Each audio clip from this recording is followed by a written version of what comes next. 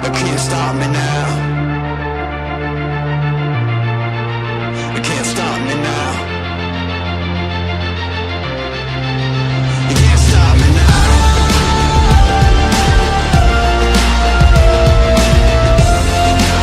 You can't stop me now. You can't stop me now.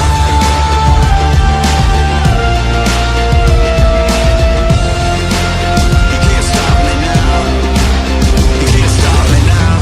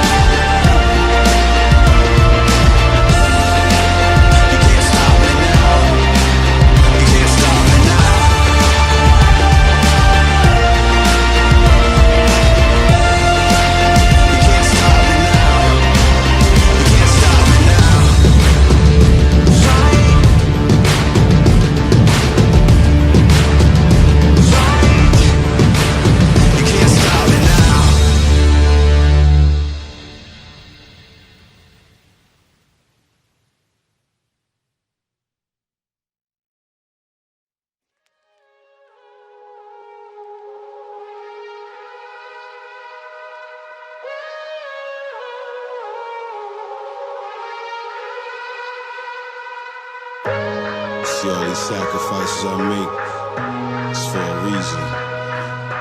You get out what you put in, and I put my heart into everything I do. Every day, every second, I'm going hard, still. You see all these sacrifices I make, it's for a reason. You get out what you put in, and I put my heart into everything I do. All the hard work pays off, that's why I work hard, no days off. I'm only human, I make mistakes, but I keep it real, no I'm never fake. This is what it takes to be great. Everything I make, gon' be great. This is what it takes to be great. Everything I make, gon' be great. All the hard work pays off, that's why I work hard.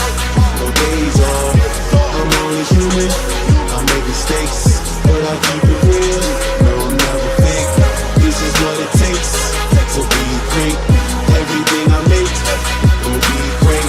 This is what it takes to be great. Everything I make will be great. All the hard work pays off, that's why I work hard. No days off, I'm only human, I make mistakes, but I keep it real, no I'm never fake. This is what it takes to be great. Everything I make will be great. This is what it takes to be great. Everything I make gon' be great.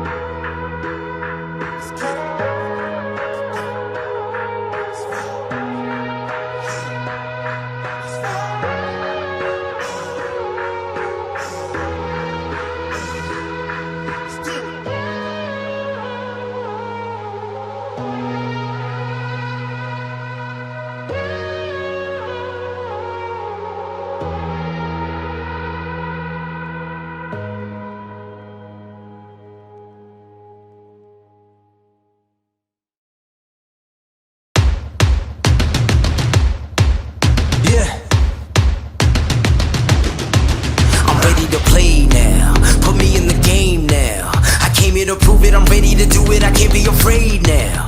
Put me on the stage now, I'm ready to rage now. I feel like an animal stuck in a cage and I'm ready to break out.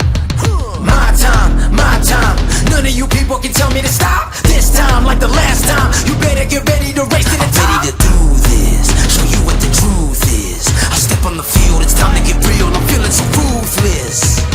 My time, none of you people can tell me to stop. Lower the lights down, hand over my crown, hand over my heart. I do this for my town, I do this for my crowd. So turn me up real loud. My time, none of you people can tell me to stop. Yeah. So what are you afraid of? Those feelings are made of.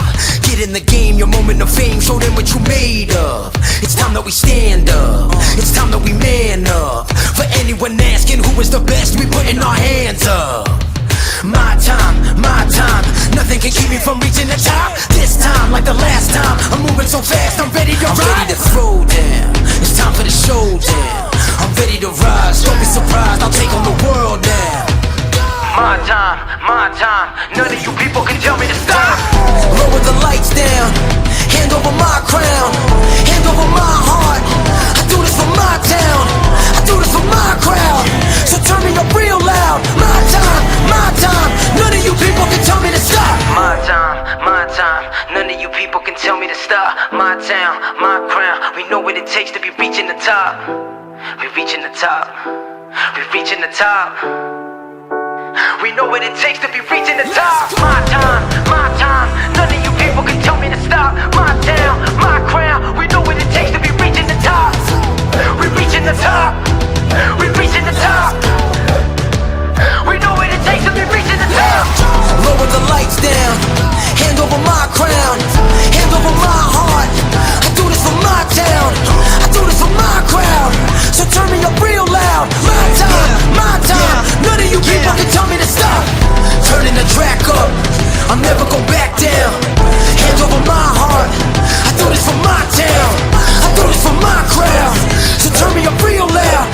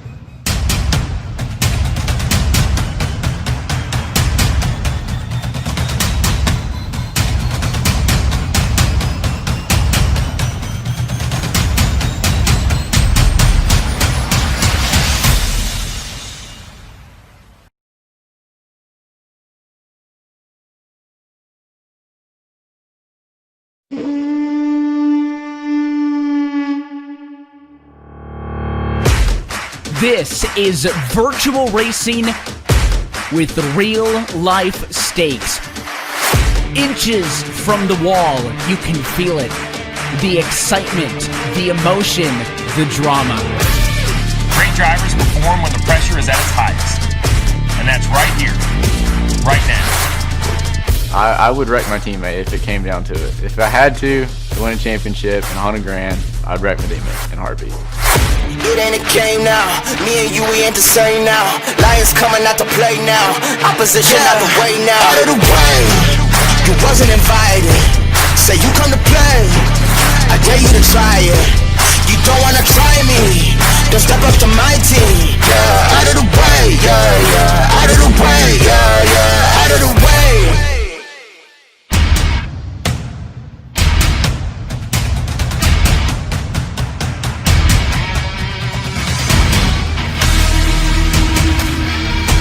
The road to $300,000 heads to New England's home for motorsports, where tonight for the virtual New Hampshire Motor Speedway, we say good evening, sim racing fans, and welcome to round 10 of the 2020 eNASCAR Coca-Cola iRacing Series. We're happy to have you strapped into the virtual seat and along for the ride with us tonight on the iRacing Sports Network and streaming live at eNASCAR.com. We're alongside myself, Evan Pasoko, joined as always by Tim Terry. And Tim, happy to be back in Loudon for the first time since 2018. It's been a couple of years since we've been here. This is the 9th race that we've run here at Loudon, going to be the longest race that we run at 151 laps, being the distance this evening. They call it the Magic Mile for a reason, Evan. Can't wait to see what it's got brewed up tonight. We've seen 8 races here at New Hampshire since 2010. That includes 3 different drivers who have won here over the years that are winless so far this season. Michael Conti, Logan Clampett, and most recently Jimmy Mullis from 2 years ago, Tim. All of those are names that would love to get a checkered flag tonight. Yeah, we'll see who adds their name to the list. We've had a couple of repeat winners so far this season, Evan. You mentioned guys like Michael Conti looking to get into victory lane. This could be an event and could be a venue that they could add their name to. Practice qualified, already taken care of, so all that's left is for us to go down trackside. Turn up the music as we get set to go racing for round number 10.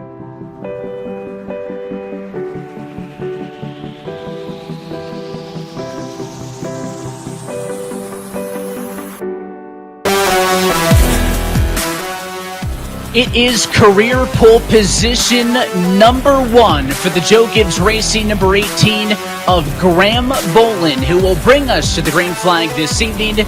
Leading the way with a 29.582, he will be joined by last-time winner here from New Hampshire in Jimmy Mullis. Christian Challenger, Matt Busa get a double up for row 2. Corey Vincent, Colin Keister, your top 6. Next 2 see 2 drivers that know their way around this racetrack. Michael Conti, Logan Clampett, Nick Ottinger in the 25, Nathan Lyon to the outside will start in 10th. Blake Reynolds and Garrett Lowe is row number 6. Continue it on through the likes of Bobby Zelensky, Chris Shearburn. You've got Malik Ray starting on the inside of row 8, joined by Justin Bolton, Keegan Leahy, and Michael Guerrilla through 18th.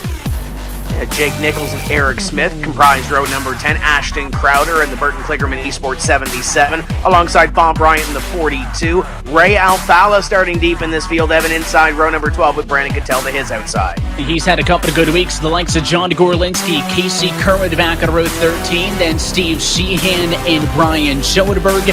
Jeremy Allen for JTG Doherty Racing starting on the inside of row 15, and in 30th position, the defending champ Zach Novak in his Richmond Raceway Esports entry. Yeah, he's got some work to do. Phil Diaz, Chris Overland, row number 16. Brad Davies is good here. He's going to start deep, as will Ryan Lusa outside row 17.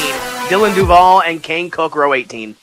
All these drivers graded based on provisionals. The top 33 drivers were given times.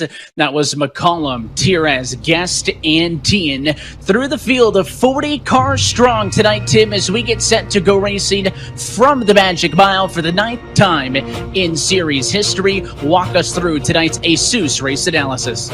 Well, when you look at pit stop strategy here, Evan, could very well be dictated by cautions, but when you look down the fuel window, 85 to 90 laps, so really if we were to go all the way green, you could potentially go on one stop. Pit road speed 45 miles an hour. They have 4 tire sets this evening. The distance 151 laps, just over 159 miles.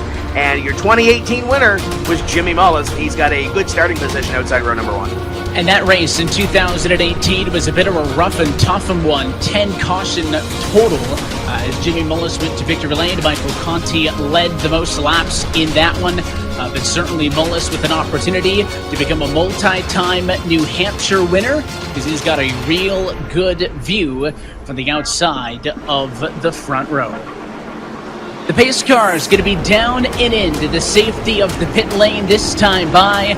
And as always, so happy that you're spending your Tuesday evening with us on the iRacing Esports Network and streaming live at eNASCAR.com. Field in the hands of Graham Boland for the first time in his career. He'll bring us to, as we say, let's go racing from New Hampshire. It's round 10.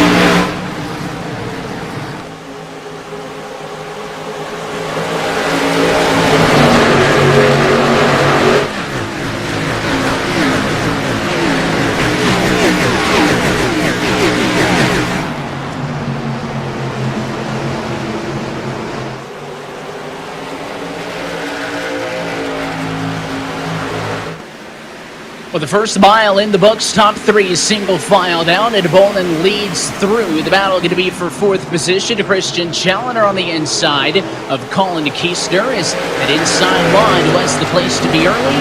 They'll battle for now 4th and 5th at a turn number 2. So far, so good, though, as race leaders, Tim, got out and out of the way real fast. You mentioned off the top, 2018 was a little rough and tumble. This track is a 1-mile racetrack, but it kind of runs like a short track with this package that we have, Evan. You kind of might want to move somebody out of the way to try to pick up a position. You might have to muscle them out of the groove in order to pick up a couple of spots. Michael Conti trying to roll the top in the top 5. There's Chris Shearburn coming off a great run a couple weeks ago to the outside of Jake Nichols as they dance mid-pack. There's an exchange. Malik Ray went to the outside. He got crossed up by Keegan Leahy back down to the inside. You see the battle a little bit further back. That's Jake Nichols in the number 24 Ford Mustang for Mode Motorsports ahead of the 36 of Chris Shearburn. That's a Latar Esports entry. And still plenty of side-by-side through the pack here. This is just inside of your top 20, but already nearly 4 seconds off for the race lead. You can see everybody ahead of the battle at the 32. Leahy single-filed out. Yeah, this is one of the best battles on the racetrack right now. Keegan Leahy to the inside of Malik Ray. And some of these drivers, as we mentioned off the top, guys like Keegan Leahy, Ray Alfala, they really have to dig deep early here and see what they can get to pick up some track position. Back up front, that 46 at Jimmy Mullis being chased down by Matt Busa. Busa has been strong here statistically in the past as well, Evan. Currently running in position number 3, but he hasn't had the 2020 season that he's wanted to. Hoping to turn it around here tonight. It has not been a 2020 to remember for Matt Busa. Has had moments where the car has looked really good, but has not been able to put it all together. Entered tonight 26th in the standings, below the relegation cut, which we'll be talking about more and more as the season goes on. But he's on the inside of Mullis for second, pushing up just a little bit, and that Coke Energy Toyota of Mullis is not going to go away. You talk about drivers who have not had a good start to 2020. Mullis considered himself to be in that camp, Tim, but a couple of strong weeks later, he's inched himself closer to a playoff spot. Going to go the wrong way this time, though, as Busa makes the pass for P2. It's still a great effort up there riding in position number 3. He's got some stout competition behind him. And look at this battle right here. Brandon Cattell to the outside of Casey Kerwin as they battle Michael Guerrilla. And there's Ray Alfala. Mentioned him off the top as well. This is just outside the top 20 around 21 or so as Ray Alfala tries to get the best of Guerrilla off the corner. He'll do so. And now Kerwin continues to look. He'll look to the inside of the 15. This battle for 22nd and 23rd, and this car's tighter than they were at the restart, but the outside going to be better for Guerrilla at that time off of 4. Kerwin not going to go away though. That Jordan Toyota Camry on the bottom is going to stick with him as glued on each other's doors. A small bobble there for Jeremy R. Allett off of the quarter as well. The variable banking here at New Hampshire, 2 degrees to 7 at a 12-degree grade. Means that you're going to be struggling for basically the non-existent lateral grip, and you saw that with the 47 of Allen as it opens up the door for Ryan Luza to get to his inside. As always, going to be running on board with a lot of your drivers tonight. There's our first on-board look with Ray Alfala. He runs 21st. Ray's got his hands full a little bit here as we run down the back straightaway with him. He's just in that hornet's nest as the caution flag comes out for the first time this evening. There's Brandon Cattell. We were just watching him. There he is down into the grass. In fact, it was the battle that we were watching as Luza had gotten to the inside of Allen.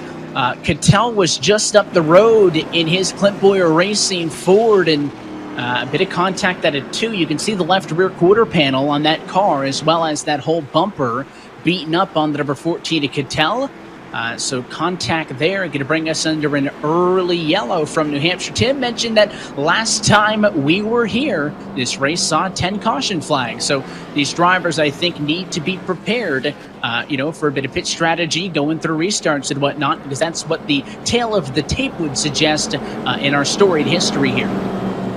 Yeah, when we look at cautions, it's just over 10 is the average caution count here, Evan. The least amount of cautions that we've ever had here has been 5. We've had a couple of races with over 10, so we'll take a look at what happened here to bring out this first caution flag of the evening early on our Coca-Cola replay.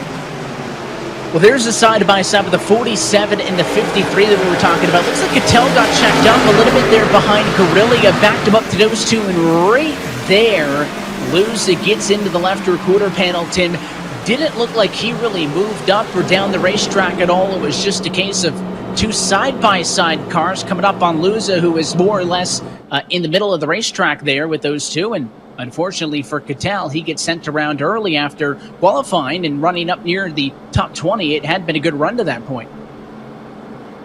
You look at the opposite end of that one, too, as well. Ryan Luza started deep in this field, and we've seen it a couple of times here, and sometimes it's ended up in victory lane for Ryan Luza, but maybe kind of put him in that box a little bit there as well.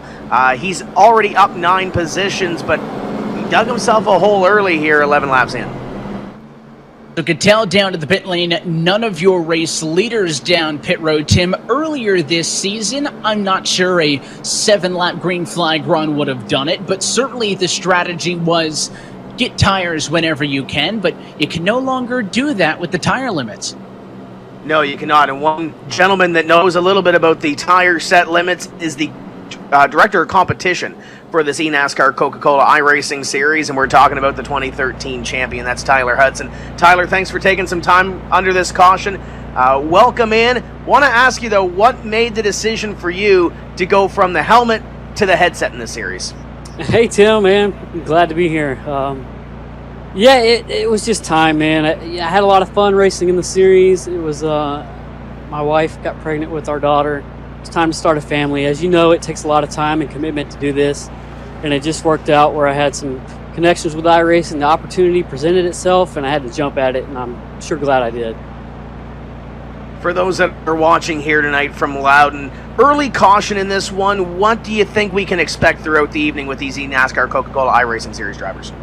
Yeah, it's a unique track. It's really fun to drive on. I think if we get cautions like we typically see here, you might see some tire strategy come into play with the tire set limits that we have now, whereas that's something unique that we wouldn't have had in the other races here. So it should make things interesting. I think if it comes down to some late race yellows, you could see some bumping and banging and an exciting finish for sure. Now, looking forward in this series, what are you most excited for the end of this series? What have you seen so far here as a director of competition? What are you looking forward to here? Well, obviously the competition and the way the series has grown in the last few years, it's really awesome to see with Coca-Cola coming on board. Everybody stepping up, NASCAR, their commitment, the drivers, the competition is just so different from when I was in it, and it's great to see. It's going to be a great championship battle. It's been a great season so far. I'm excited to see how it all plays out. Now, before we let you get back to work, what is the exact role here? As we go green, what is your exact role here watching this race? So right here, I'm watching on-track incidents, I got a whole crew that helps me out. We watch on-track incidents. We try to judge fault for those incidents, and there's a whole incident system with these guys, but not a whole lot unless things go wrong. I get to enjoy the show. So if they keep it straight like they are right now, your job's easy, right? That's right. But if we get 10 yellows in a row here, I'm going to be busy all night long. Well, we wish you all the best. Go have some fun tonight and enjoy the show. Thank you, guys. Enjoy the race. Evan, that's Tyler Hudson, the director of competition here for the eNASCAR Coca-Cola iRacing Series. We are back underway, and as he mentioned, this is the fun part of it. Green flags side by side. It's great racing here.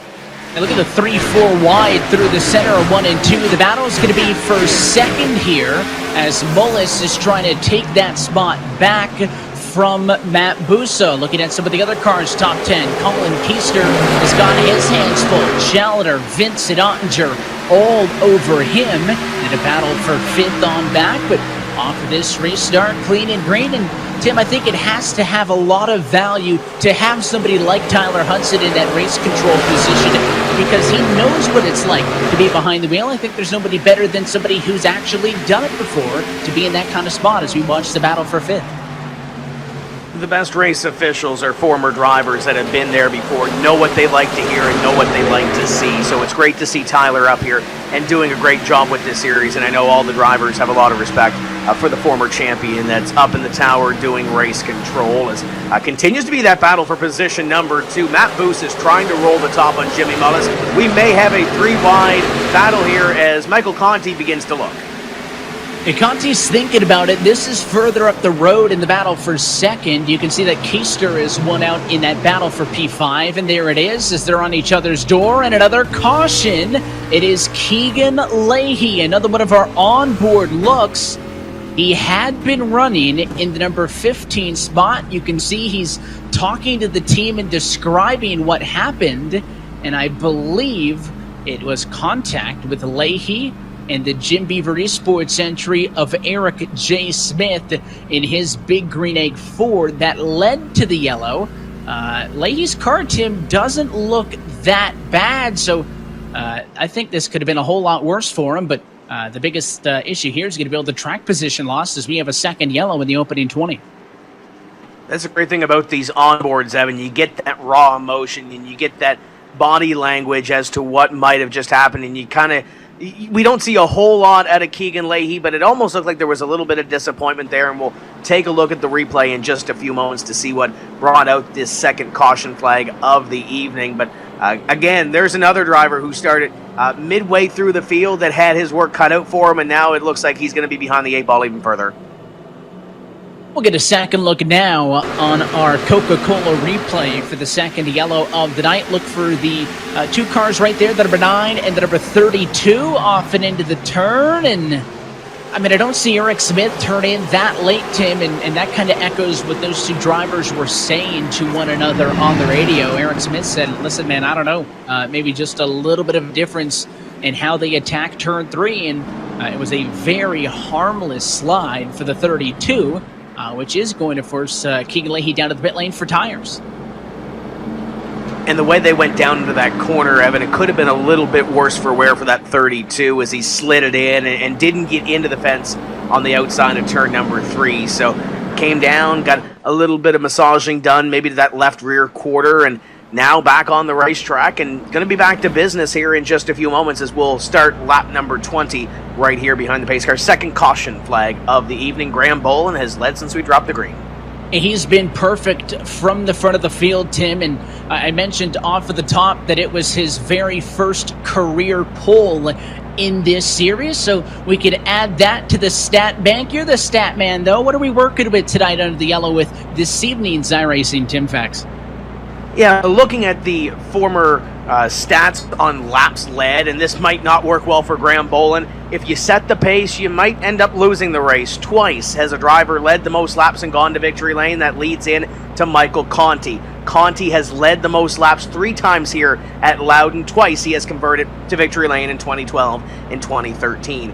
Teamwork makes the dream work. The last time we were here, it was Jimmy Mullis and Zach Novak 1-2 before they were teammates at Richmond Raceway Esports, so keep that in mind. We kind of mentioned cautions already. The average caution count is 10 and change. The most we've had was 14 back in 2010. The least amount was 5 in 2013.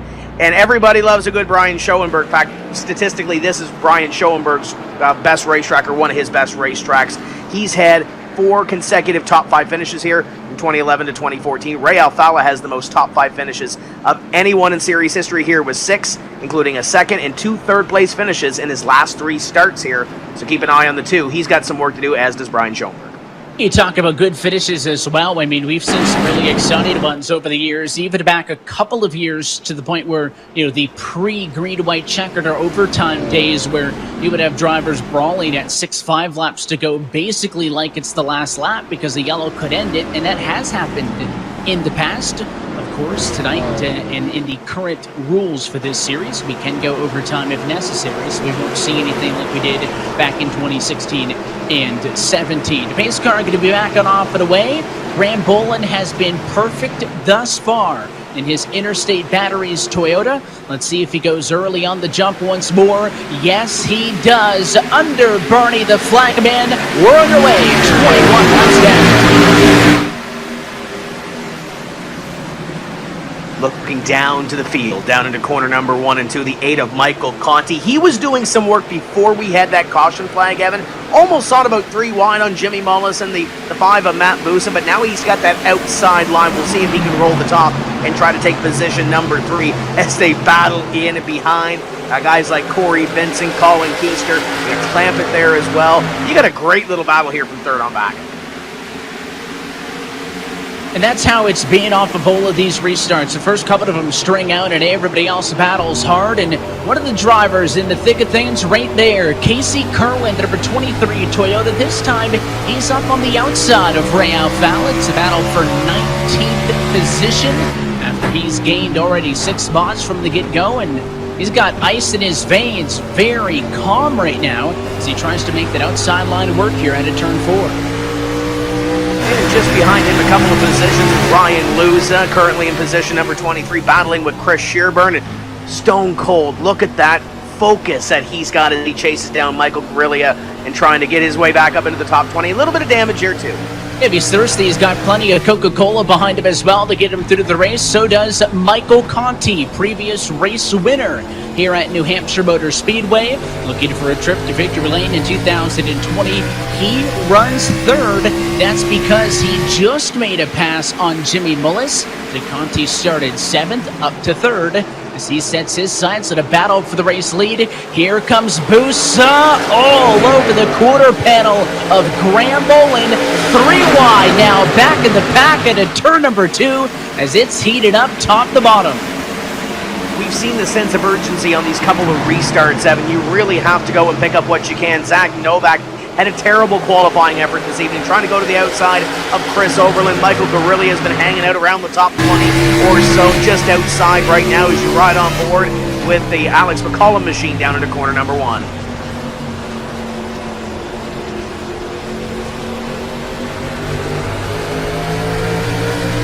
A lot of braking involved here at New Hampshire Motor Speedway. Some of the drivers who were not big fans of this racetrack attributed it to that, as they don't really feel that good with the tracks that involve a lot of use of the brakes, and New Hampshire fits that bill as McCollum stays in this battle.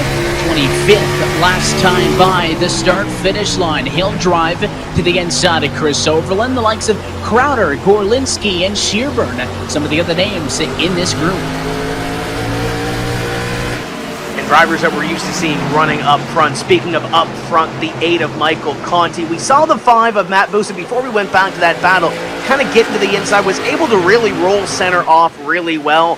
but wasn't able to do anything with it, Evan, because the 18 of Graham Bolin was right there, and you really don't want to upset the apple cart this early in the race. But that 5 of Matt Busa has been so good on the short run. We'll see what he can do here and see if he can get back to victory lane in this series. It's been a while. Loudon, he's got some good stats here. This could very well be a good night for that Williams number 5. And he's at a very good spot now. The key is going to be making this last through the race. And you've got guys, even like Busa, 4th to 2nd, who've been moving up, and the likes of Conti closing in on. You have to feel like now that Busa's been camped on the back bumper of Bolin for the last half a dozen laps that he's better. It's hard to pass, yes, but you got to make it happen. You cannot allow all the rest of these cars to continue to close in on your bumper. Back on board with Kerwin.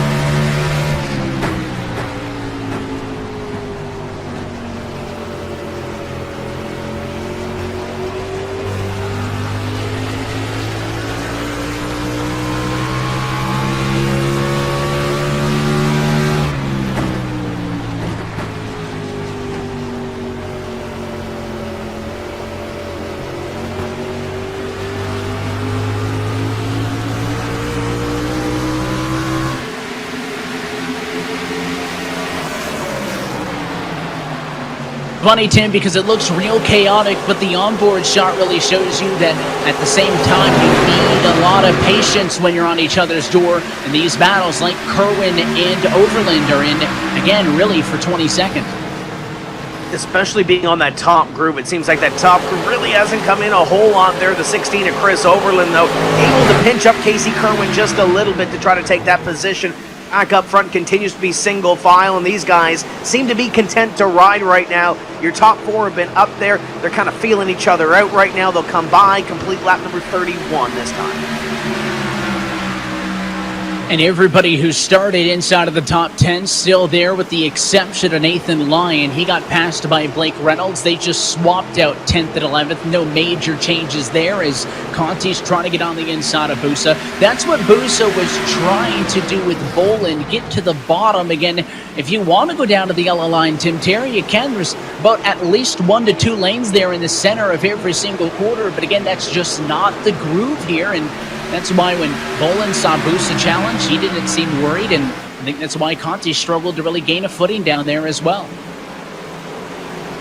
And at this point right now, there's no sense of urgency up in front. We talked earlier about you can lead a ton of laps here and not go to victory lane. These races have a way of kind of ending, maybe not the way you really want to if you're up in front for a while. So Graham Bolin hoping to change that trend, but these guys content to ride single file formation for about your top 10 or so, and actually your top 7, as you can see it there, kind of trying to break away from Colin Keister and the rest of the field. Yeah, that would be ideal for these lead cars to get some space. Again, the 2 incidents that we have seen thus far really didn't look like a case of either driver pushing it too hard or getting a little bit overzealous. It was just the byproduct of cars kind of parked on each other's doors. We did see some pit service under the last yellow. John Gorlinski came in and took tires. Everybody in front of him, Tim, still on the tires in which they started this race.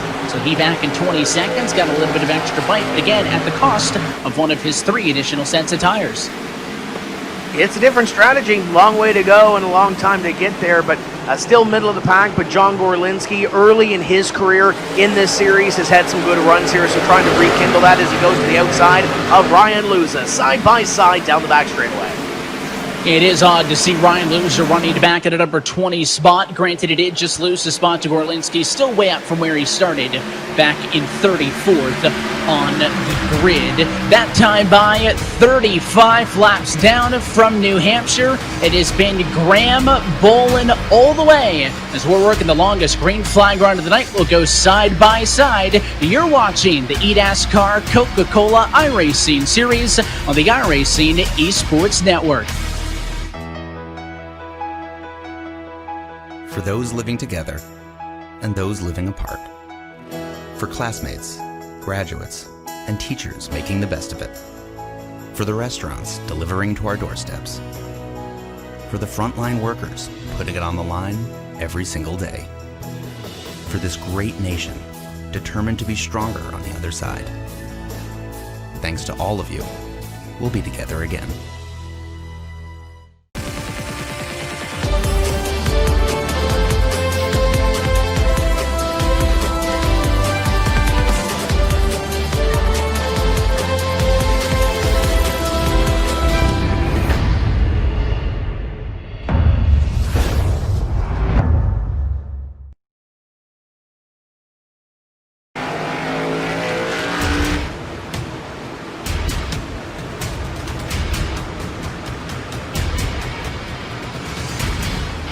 And back live from the New Hampshire Motor Speedway. Coverage of tonight's race is brought to you by Coca-Cola, the official fan refreshment of eNASCAR. And by ASUS, an official gaming hardware partner of the eNASCAR Coca-Cola iRacing series. Hope enjoying tonight's action around number 10 of this 2020 campaign. Evan Pasoka, Tim Terry with you. And Tim, we want everybody tuning in at home to walk away a winner tonight by entering this evening's ASUS giveaway. You can win a 1-year iRacing membership as well as an ASUS RT-AX82U Wi-Fi 6 gaming router by going to the ASUS Twitter at ASUS_ROGNA. Find the link that they tweeted out about today's race at the New Hampshire Motor Speedway. Enter into that contest and you could walk away a winner, courtesy of our friends at ASUS, an official gaming hardware partner of the eNASCAR Coca-Cola iRacing series. Prize there, Evan, as you see the 27 of Corey Vince, the 8 of Michael Conti. Oh, Logan Clampett almost has a moment coming off of corner number 4, trying to manage this battle. He'll go to the inside. And there's the 25 of Nick Ottinger, part of the battle as well. Yeah, all this battle going on for 4th on the back. Let's talk about the championship coming into this evening. Again, the top 8 drivers were going to race for the championship this year. These are the points headed into this evening with 7 races left to go in the regular season. And there's the familiar suspects, Tim, the Leahys, the Luzas, the Zelenskys of the world as you go on board with Nick Ottinger. But who's our race leader right now? One Graham Bolin, who came into this evening 6 points out behind Brad Davies. It's looking good for the 18 machine. Remember, unlike the NASCAR Cup Series, there is no win and you're in. So Bolin up front would not lock himself in, but he would certainly enjoy maximum points. We had a change for the lead up in front of him. The 46 at Jimmy Mullis, you can see it up the road, has gone to the lead over the 18 of Graham Bolin. So maybe spoke just a little bit too soon, but I'm impressed with the way Graham Bolin has run this season. He's been in the championship discussion ever since we started this season, and though he's been on one side or the other, that cut line per se, he's still a part of that conversation. And Chris Shearburn, after the run that he had a couple of weeks ago at Indy, really putting himself into that conversation, albeit a couple of points. On the other side as Busa and Bolin continue to battle now for position number 2. But Busa almost had a 4-wheel slide there through corners 3 and 4. And he's going to see if he can get the job done at is. That's very similar to how the pass for the race lead happened. Now Vincent going to try to dogpile on Graham Bolin, who's going to fall from the race lead to 4th in about 3 laps. Mullis didn't actually get all the way by the 18, Tim. He got on his door. Then he just basically checked up and let him go. Let's take a second look at how the pass for the race lead happened. Again, basically identical to the pass for P2. Mullis gets on the inside. He establishes that preferred position down it into 3, and Graham Bolin's going to let him go.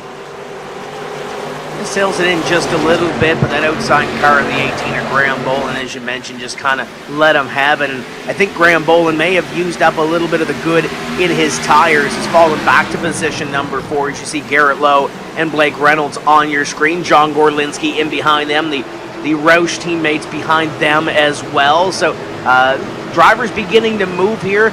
Longest green flag run that we've seen, and I don't really want to jinx it, Evan, but still a little ways to go in this one. So some of these drivers that may have anticipated a green flag run, maybe starting to come to the front with conserving their tires a little bit. Pick up the 4th name in that battle for 9th position, John Gorlinski. We just talked about him having to move through the field. He decided to come down pit lane for tires under the most recent yellow about 27 laps ago. He wasn't the only one. Brad Davies, Dylan Duvall were down there with him also. But again, nobody else up here has. They've been on tires since lap 1, and the 97 has been moving. Gorlinski has driven from 30th to now 11th since we went back underway, and our Coca-Cola on board with Blake Reynolds is going to see the 97 pull away at a turn 2.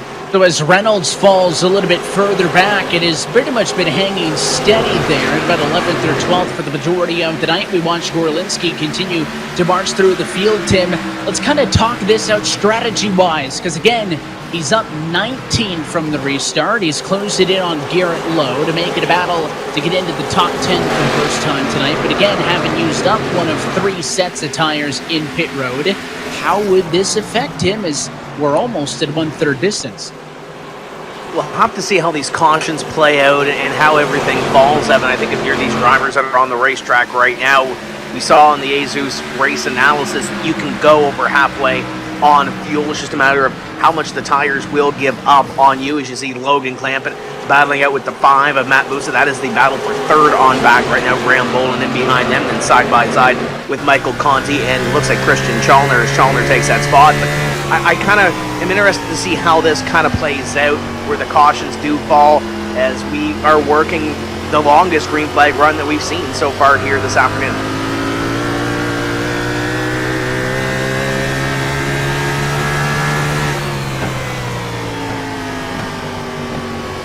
Interested as well because, Tim, race length here at New Hampshire, just under 160 miles between the green and the checkered flag, and it takes a long time to get around New Hampshire for its size. Again, just looking at lap times above the 30-second range, only the very best that qualified got down into the 29s. But as far as length-wise and mileage, this race actually one of the shortest of the season.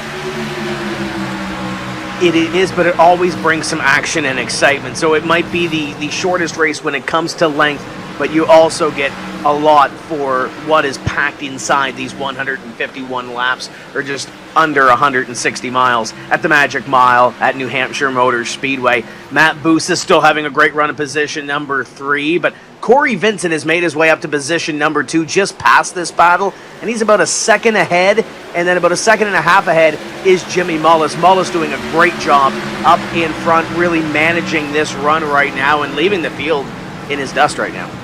This was something that Graham Boland was unable to do. Granted, the 18 did have a bit of a healthier margin on the last 2 runs preceding the yellows that we had seen compared to this one, but I mean, he never really broke way out in front. This time when Mullis got up and into the clean air, he checked out. That advantage 1.6 seconds ahead of Vincent, who's kind of on his own island, and then you get that great battle for 3rd, where Busa is going to be in front of a challenge between Ottinger and Clampett, the 25 on through.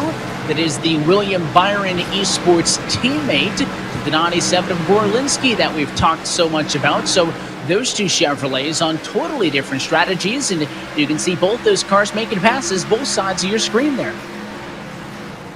Graham Boland kind of leaned into the 99 the last time by of Logan Clampett, let him know that he's there, trying to pick up a position, but Clampett will go around on the outside, and that Burton Kligerman Esports Valvoline number 99, and in behind there is Christian Chalner trying to pick up a spot to the outside as well. We ride on board with the 37 down into turn 1.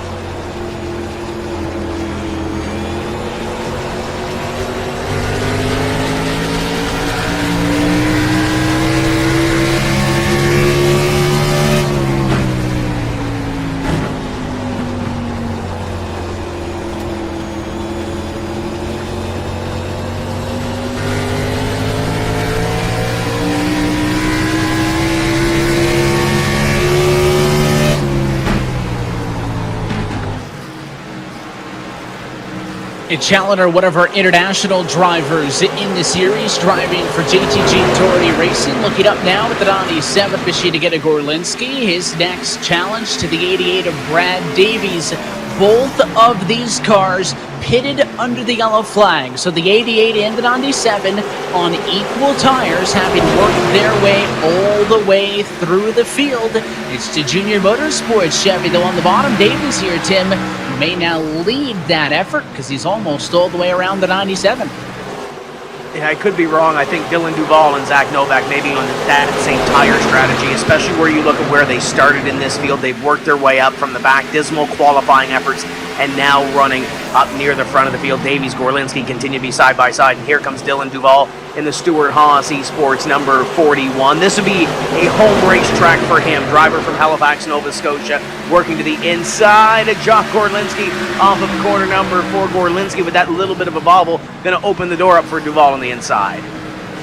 He is going to work around the inside into number 41, Smithfield Ford. And there's a bit of contact that time as the 97 machine got into him, and it turned at number 2. You can see Duval represented by Stuart Haas Esports. These 40 drivers represented by 19 different teams in this 2020 championship. 2 drivers per team. Let's take a look at the team points. How have those driver duos fared through the opening 9 rounds of competition? It is actually virtual racing school at the top of the pylon, Tim, when it comes to the team points. Not far behind Junior Motorsports, Denny Hamlin Racing, and Williams Esports. In the past, we have seen a draft where these teams would pick sequentially a driver, and you would see a very even spread of talent across the teams. But over the offseason, it was free pickings. I mean, these teams had to go out and sign the drivers they wanted. VRS, a new team for 2020, getting Ray Alfala and Bobby Zelensky, both the driving school instructors for VRS, and they've been the best through 9 rounds. And you look at Junior Motorsports keeping with what they know, and Michael Conti and Brad Davies, and you see both of them in that shot there. And this is the battle for about 4th all the way back to about 15th or so. There's some great racing going on here. It's a couple of drivers have already decided to dart down into pit road. I believe Michael guessed one of those down onto pit road. So the strategy beginning here a little bit prior to the halfway point in this one, Evan. Kind of surprised, but again, like that strategy that we saw under caution, if you're at the back of the field, throw a Hail Mary at this, try to make something happen. And the risk going to be, if you are down to the pit lane like we saw there, you may lose a lap. And of course, if a yellow flag were to come out, most likely on long green flag runs for incidents is to be that period in a green flag cycle when those cars back out on track with fresher tires, trying to navigate around through other battles for position with the cars still on old rubber. And you talk about that really exciting battle. It is going to be from Mike Conti in 9th on back. And we were talking about VRS. There's one of their entries. Bobby Zelensky looking to the inside on the 8, but it is Conti on the high line who's going to go around. One of the drivers in this. No yellow flag as we go on board with Novak. Tim, I mentioned the possibility, and we've got a spinner in Chris Overland.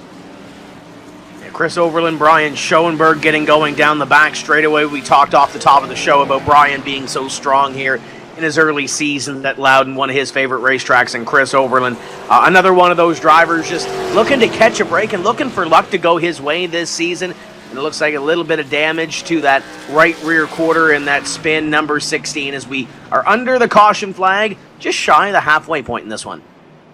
Driver out of San Antonio, Texas, in a second year with Wood Brothers Racing, and you do see some battle wounds on the number 16 Ford, but that was unrelated to the incident, as that was a self-spin. So all your race leaders now going to dive down pit road, Tim. This is also going to include the cars who we were talking about who had already pitted and gotten fresh tires. So they cannot afford to be on the backhand. They're in as well, expecting everybody to go wholesale for 4.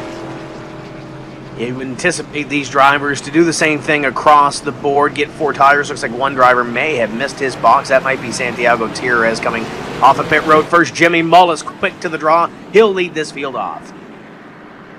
He maintains nice and easy in and out. Time of the pit stall for Mullis, 14.4 seconds. That's the best that I see out of anybody inside of your top 17. Only Keister was better. Also, the issues with the 4 of Santiago Tierrez, the track pass Chevrolet. You can see that he's all of a sudden, Tim, up a lot of positions. That's because he missed his pit stall. So here he comes for attempt number 2. And you can see how early his pit stall is down on the pit lane. Just drove right past it on entry. It's going to cost him greatly. As you saw, that 38 on the wall, started in position number 38, and now he's going to have to redo everything he just did to try to get that track position back. look behind the pace car, that is Keegan Leahy. He was scored as 2 laps down. Now, obviously, 1 lap down. As you look at the nose on that thing, a little bit worse for wear. Yeah, not what the number 32 car would like to look at this stage. We mentioned the word relegation a little bit earlier, and we've already taken a look at the battle with the playoff bubble. Let's look at the relegation bubble. Tim, 2 battles in this championship. One is to be in the top 8 to fight for the championship. The other is to stay in the top 20 to stay in this championship for next year. And when you look at some of those drivers on the outside, big names, Zach Novak, Casey Kerwin, Corey Vincent's running up front here this evening. Zach Novak was in the top 10 when we threw that yellow flag. Jarl Tien has had some really good runs as well, Blake Reynolds. But the one driver that's off this screen right now that has been running really well tonight is Matt Busa. He's currently 26. Dylan Duval is 28th coming in. Christian Chalner has had some really strong runs, a lot of speed, just hasn't had the finishes to show for it. Malik Ray, Steve Sheehan outside looking in. We just saw Chris Overland involved in that most recent caution. There are some big names. If you want to claw your way back up here and get into this series for next year, and heck, at this point, if you can have a couple of good runs, you might be able to talk about playoffs, but you don't want to be talking about relegation, especially at the halfway point in the season. Yeah, that relegation battle is going to go all the way to the end of the year, so we talk about only 7 races left in the regular season as of tonight. That battle going to go all the way. So tonight, round 10, Tim, after this, we will be at the halfway point of the overall season. So in theory, if you can fall 30 points below the relegation cut in the opening 10 races, you're going to make that back in the second half. So, some of those drivers may still have their hopes set on playoffs after tonight. 6 races more until we reach that cut. But I think as these weeks start to fall like dominoes, then their focus is going to transition to, all right, I just want to be here in 2021. In theory, what can be done can be undone in the other half of the season, but it's racing. You know how this thing can go one way or the other, whether your luck goes one way or the other, how the momentum will swing. So if you're on that outside looking in, you really have to control your own destiny. Do what you can to run up front, lead laps, get good finishes, and try to lock yourself, if not into the playoffs, at least into the top 20 to make your off-season a little easier. It's always nice to have a little bit of downtime as compared to going through the qualification round to get back into this series for 2021. So for a lot of the field, the first pit stop in the books, we'll get a restart with 67 laps complete, 84 laps still to go in the Loudon 151. First restart in which Jimmy Mullis will be at the front of the field and in control of. He'll be joined alongside the 25 Logitech G of Nick Ottinger. Green flag flies. We're back underway. Six car hits the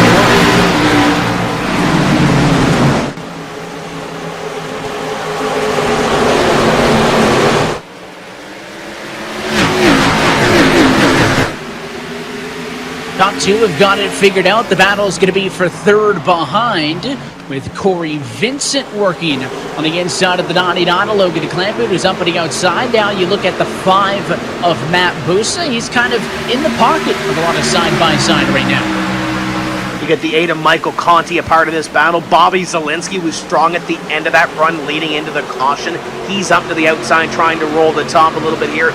Graham Boland led a ton of laps early. He's mired back in position number 5. So there's some drivers that really started this race, Evan, have really good short run cars by the looks of it, but now they're kind of mired in traffic after that long green flag run leading into that caution period as Matt Busa kind of leans into Christian Chalner a little bit off of corner number 4, trying to pick up that spot. And as he has the advantage off and into turn number 1, we asked you at home 2 weeks ago from Indianapolis to name a segment for us, and we want to congratulate Carlton Dingler, who won the Name This Segment contest. So here we go. Let's listen to the sights and sounds of New Hampshire Motor Speedway as we go iRacing full throttle, and a caution flag at a turn number 4. We'll slow him down, and Tim, I see a lot of cars shuffled up in 3 and 4.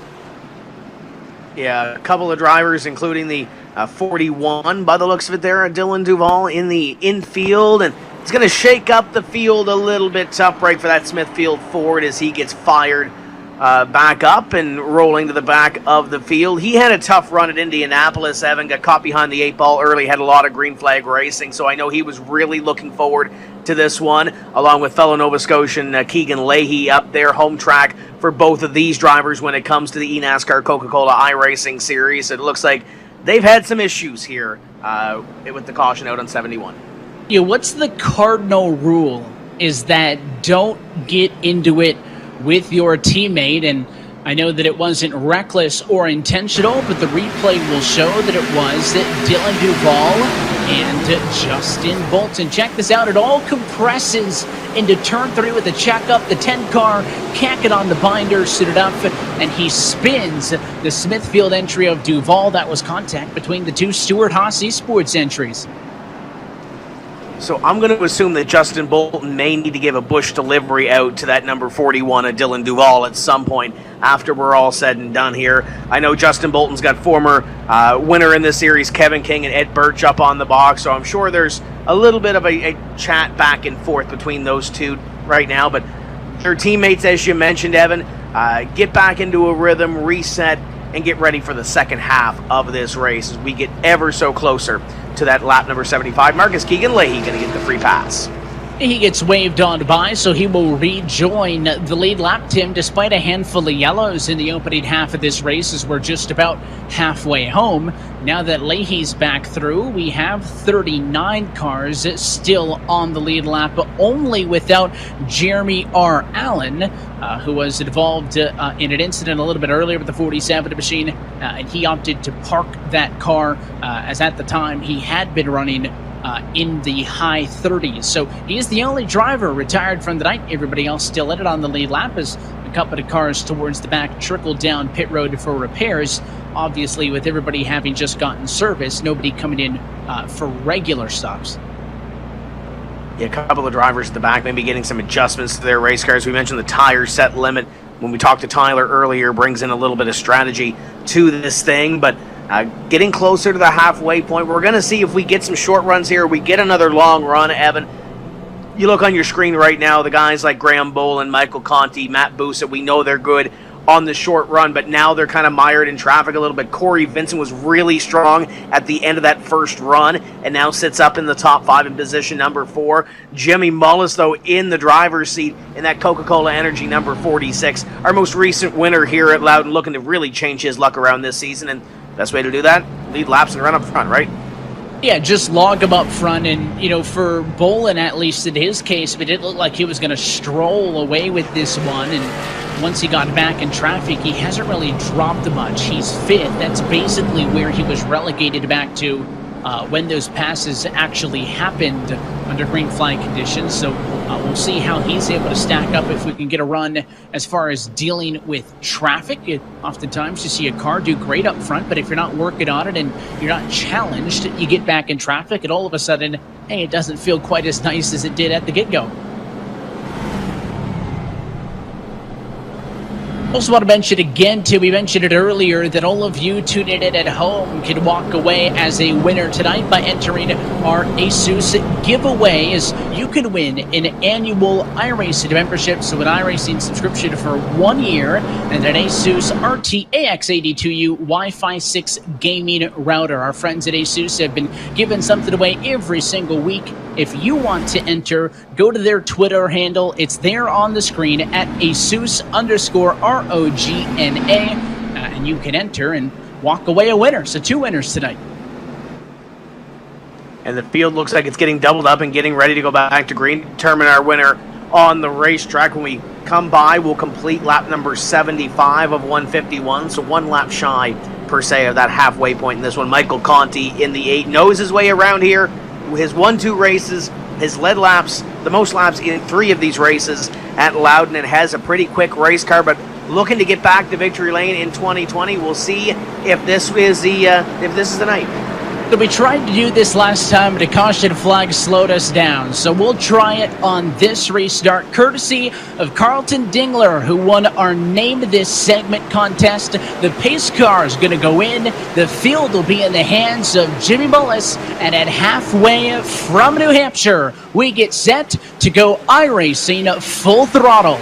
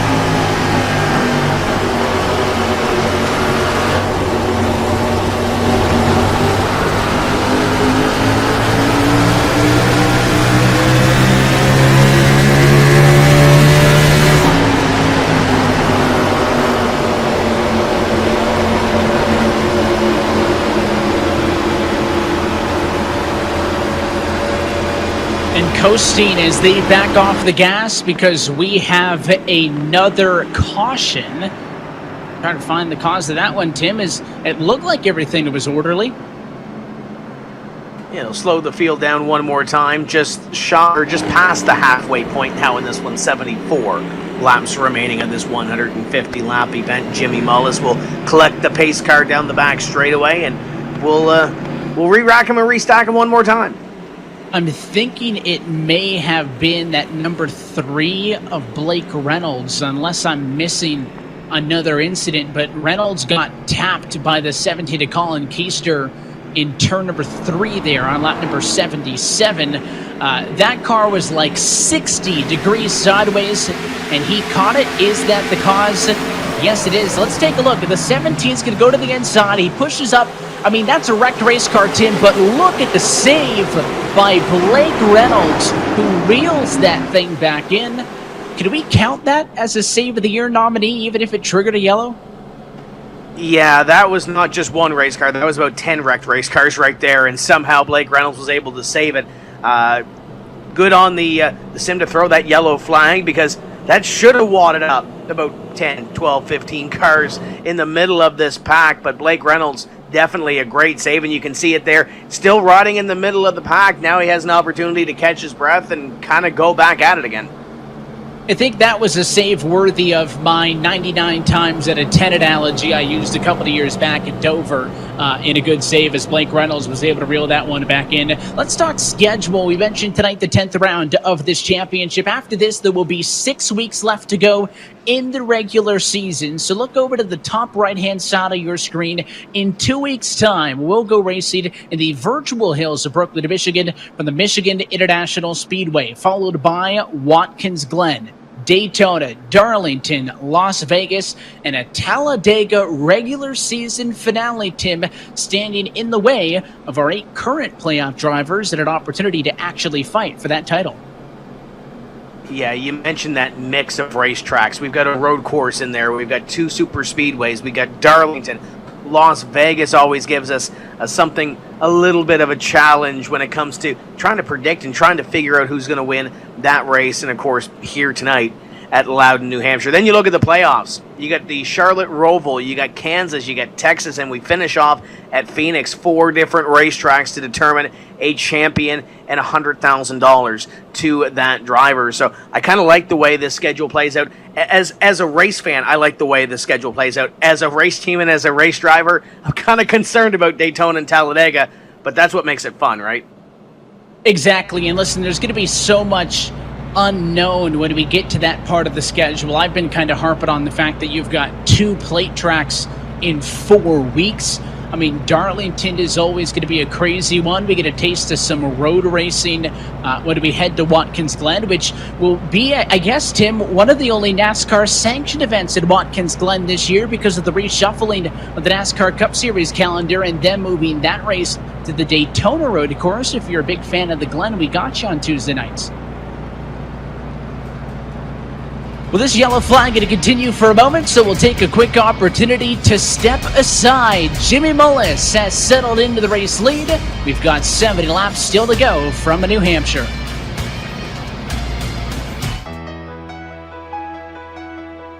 For those living together and those living apart.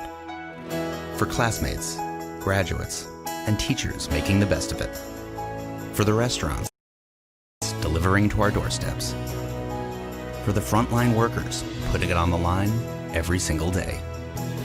For this great nation determined to be stronger on the other side. Thanks to all of you, we'll be together again.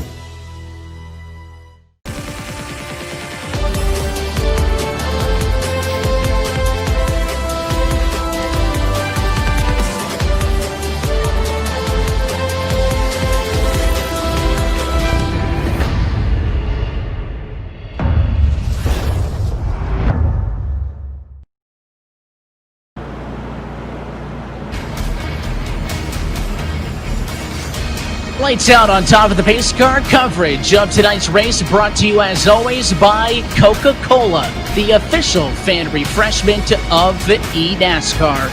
and by Asus, an official gaming hardware partner of the eNASCAR Coca-Cola iRacing series.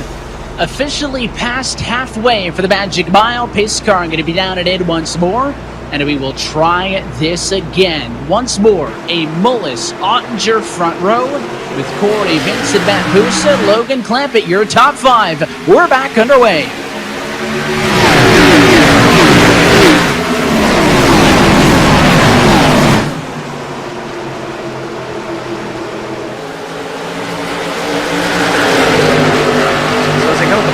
Number 2 here, Evan. They continue to be side by side for position number 3 on back. Your top 2 have found a place to race. It looks like they kind of had that restart figured out, but now here comes Corey Vincent to the inside of Matt Busa. Busa was so good on that first run, and now trying to get back there. Looks like he's going to have that run off of corner number 4. See if he can get it here through 1 and 2 and try to roll the top of that spot. And doing everything that he can again as this race continues to work in. Rubber going to be put down. That curve going to widen out just a little bit. We saw it a little bit earlier. Track temp here at New Hampshire is mid-afternoon over 100 degrees Fahrenheit. So the lack of grip that New Hampshire presents as is only going to be that much more difficult. Watching now Michael Conti be the first driver. Stuck on the outside and some side-by-side as 1, 2, 3, 4, 5 across the line of single filed it out. Is that some 3 wide? I see further down the road, it's Novak way down and in the light stuff, trying to get to the inside of Gorlinski. He kind of thought about not going there down into corner number 1, the body language of that race car. Now Ryan Luza in behind. There's still 3 wide for that position. Luza trying to make up some ground on Colin Keister in behind them. John Gorlinski still 3 wide in the middle. Looks like he's going to clear the 21. Maybe he's going to clear the 90 of Novak. They get back to side-by-side racing, but Zach Novak, it looked like he was a little bit timid to get down there to the inside to make it 3 wide, but great driving by those 3 to get it 3 wide and then back to 2. All these points matter. There's Luza sticking his nose out. It has been a slow climb, but it has been upwards for the 53 machine after starting in 34th. He is 15th right now on the inside, and door bang in contact with Keister, who's going to back out, give that spot away. They're aggressive top to bottom in the field here. This point, Evan, maybe try to pick your battles a little bit there, and I know there's been a little bit of back and forth in between those 2 drivers within the race server, so we'll keep an eye on that when you see Casey Kerwin on your screen, the 10 of Justin Bolton. Malik Ray going side by side with Alex Smith as we are going to get into the driver's seat and see what Casey Kerwin's looking at it for. Doesn't look any more stressed than he did off at the top of the night. He is calm, cool, and collected, running in 22nd spot. He has been inching his way forwards, but has not gotten where he wants quite yet, and you can see the wheelwork center off. Let's take a look at where Ray Alfala is running now, currently in position number 15 and 16, and there's Ryan Luza ahead of him.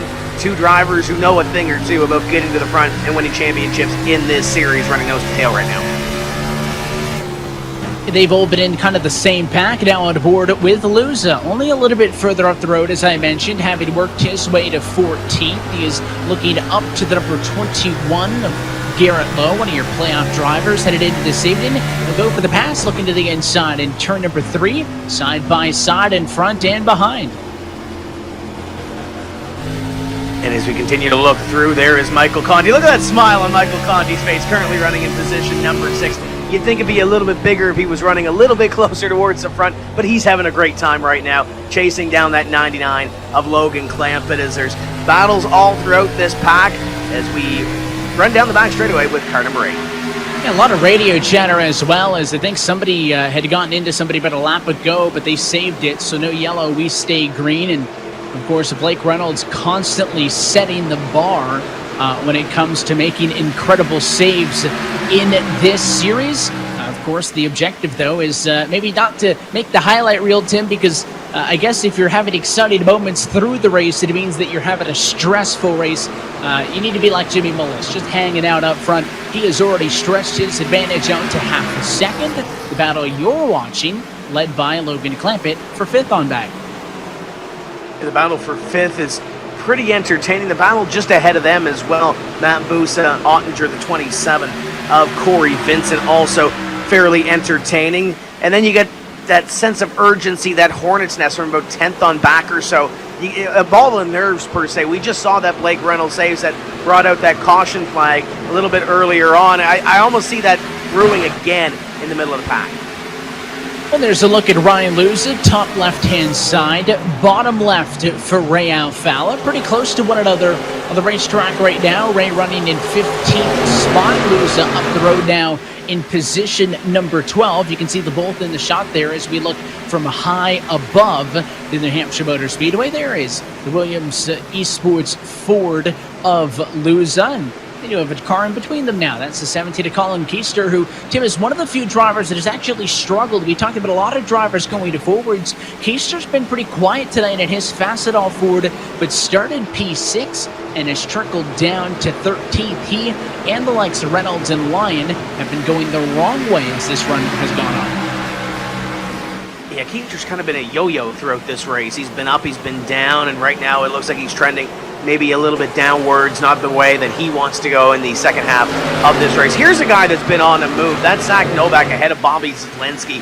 He's been picking up some positions here since we went green. Brad Davies, you're right on board with the 88 as we dive it down into corner number 3, chasing down the VRS 83.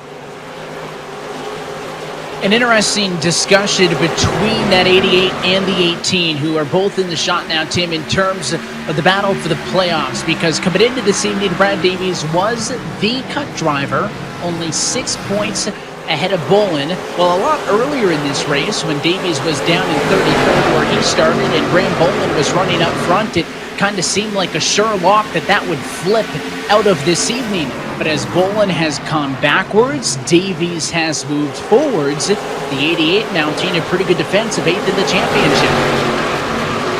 I hate to use the cliche, it's still a good point night, but if you're Graham Bolin, you ride in the top 10, you still have a decent shot, and managing that gap. Yes, you would love to win the race because the points go with the wins and the better finishes, but if you finish right now within the top 10, I think you still had a good night if you're Graham Bolin, but still plenty of laps to go. We've seen these races at Loudon play out one way or the other as you look back to Bobby Zelensky, Brad Davies, Ryan Luza, and the rest. They're chasing down Graham Bolin for position number 9. Got his hands full because those cars are all stacked up and they have all been on the move. Davies tonight plus 22. Luza that same positive from the get-go. So they have been scorching their way through traffic since the opening laps of this race. Now checking in with the fight for second. Nick Ottinger still holds it. Matt Busa wants it. Not long ago, it felt like the 5-car was challenging Bolin for the race lead. He's since fallen back to third, has been pretty steady there, and is sandwiched in between Ottinger and Vincent. Second, third, and fourth, they should say, is this trio. Yeah, if we get 3 flag laps in, I think Corey Vincent might be the better of this trio, but he's still got some track position to make up, and still got some laps to go as well as you look back from the leader, and Jimmy Mullis bringing that energy and pulling away from the rest of the field. Yeah, that's the advantage. 0.7 of a second. This time by, it's going to grow to 9. So Jimmy Mullis put it in consistently better lap times from up front. He just put in a 31.004 compared to a 31.140 for Ottinger and the cars around him. Pretty similar in speed. So Jimmy Mullis is the best car on track right now. He is putting in pretty consistently some of, if not the fastest laps. And keep in mind that I guess earlier today, Tim, a couple of the drivers were talking on Twitter. I saw Logan Clampett and Ryan Lucid talking about this, that they said that Jimmy was the guy to watch tonight. And I think that expertise opinion for those guys is coming true because, it looked really good for Bolin earlier tonight. And listen, a top 10 would still be a good result for him, but the car has not looked as strong as it did early. And, I mean, Jimmy Mullis has been flawless. Yeah, we've seen Matt Busso run well. We've seen Michael Conti run well. And yes, they're still in the top 10.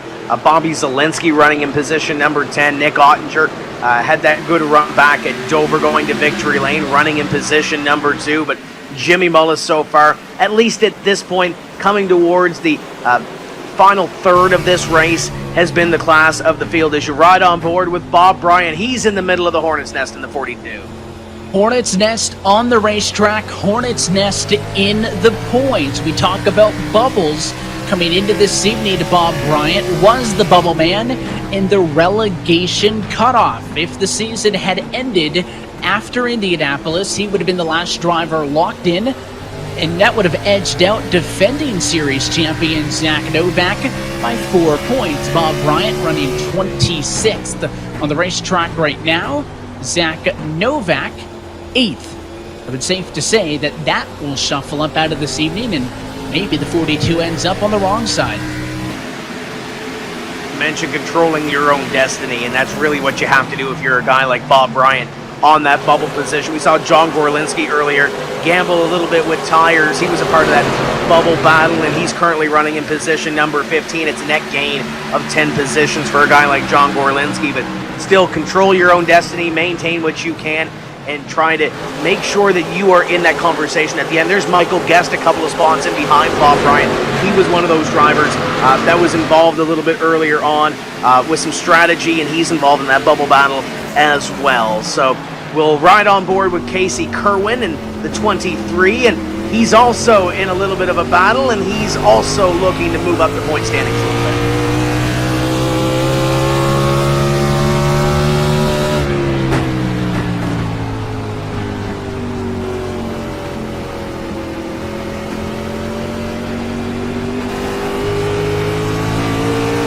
One of those drivers that talks a lot on the radio as he works his way around New Hampshire. If you were paying attention to that points graphic, you would have seen that Casey was 22nd in the championship coming into this evening. Of course, not where he wants to be, especially when you consider his teammate is the guy leading the championship in Keegan Leahy.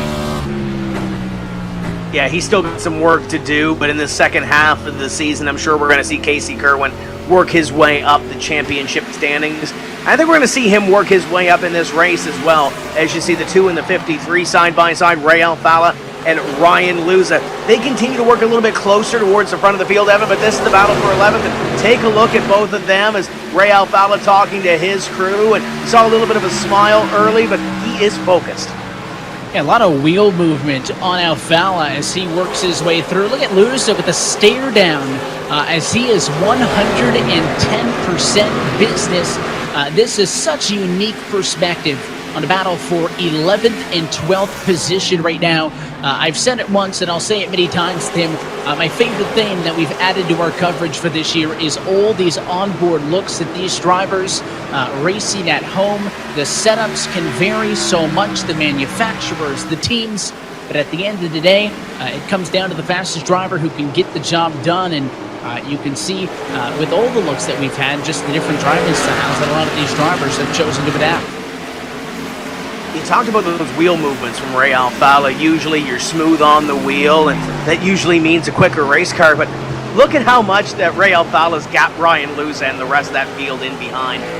It might not look like it's a great handling race car, Evan, but it's pulling away from that battle in behind with Ryan Luza, Brad Davies, and the likes, and trying to catch his teammate up there, the 83 of Bobby Zielinski. If he could do so, that would be a battle for 10.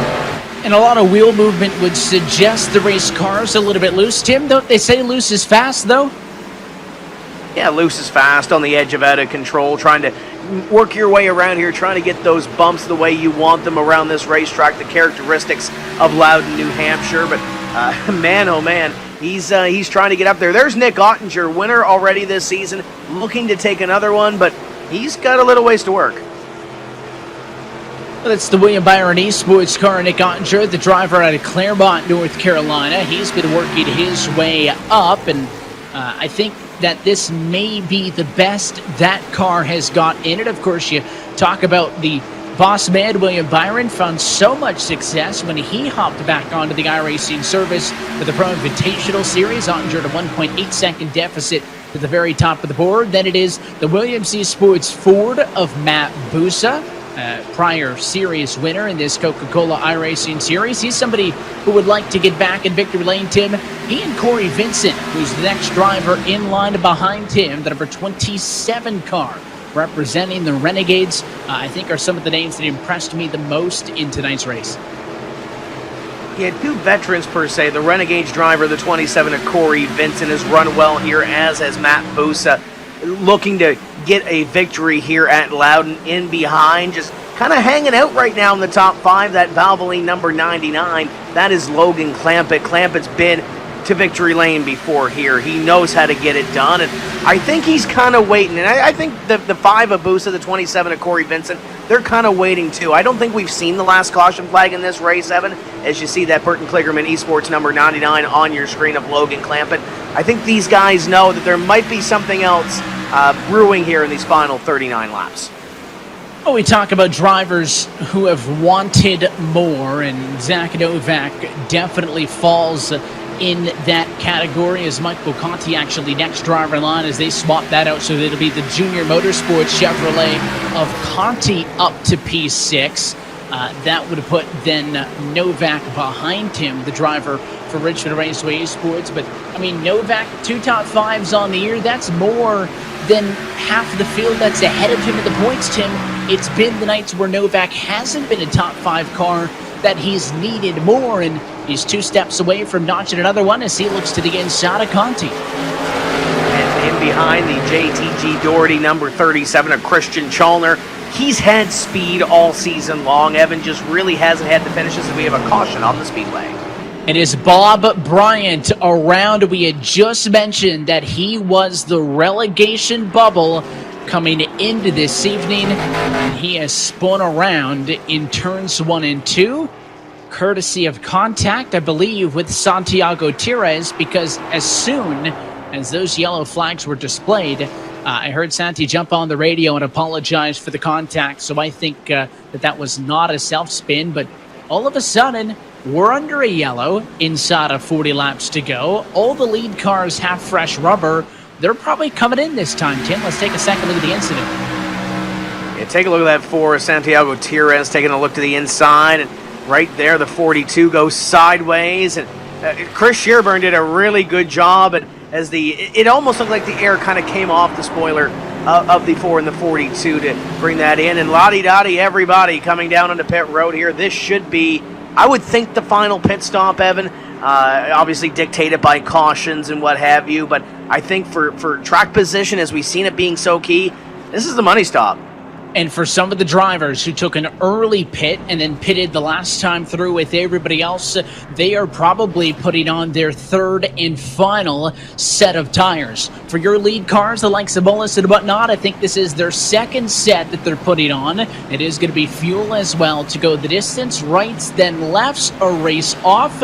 Mullis easily maintains. Looks like Busa, Ottinger, Clampett, Vincent, maybe 1, 2, 3, 4, 5. As I didn't see any major mistakes from those top runners. They're all sub 15 seconds in the stall. So now you have an opportunity to take a breath. You know what you have on your race car. You know what you have for your final pit stop per se, as you see the pit stop times on the scoring pylon. Now you set yourself up for the run. Do we have a couple of cautions at the end of this? Do we have a green flag run that takes us to the checkered flag? This is kind of where you're talking to your crew chief, trying to figure out what kind of rhythm you want to get in. Do you want to be really quick here at the start, use up the good in those tires, or do you want to conserve, thinking, hey, we're going to go 30 plus to the finish? Well, with the runs that we have seen, you would think that it's certainly possible to run this one out, but there's always kind of that scale of give and take, and I feel like now that we're very much within the home stretch, we've talked about some of the crazy finishes we've seen in the past here at New Hampshire, that certainly this thing could get exciting to the end. Yeah, especially here at Loudon as we look around. There's Ray Alfala and Keegan Leahy. For the night that Keegan Leahy has had, he's still got a smile on his face. For Ray Alfalla, still got that focus, even under caution, currently in the top 10. I think that's the Canadian in him, Tim. Keegan Leahy just trying to make the best out of the situation as he's way at the back. There's two more looks, Casey Kerwin and Ryan Luza. Luza in a race-high position, P12. He may have an opportunity to crack the top 10 before this race is all said and done. And this is kind of the time where these drivers go through the debriefs with their teams. Tim, you mentioned some of the spotters and crew chiefs that these drivers are working with. That is a huge part of being successful in this series, is all that stuff that happens behind the scenes.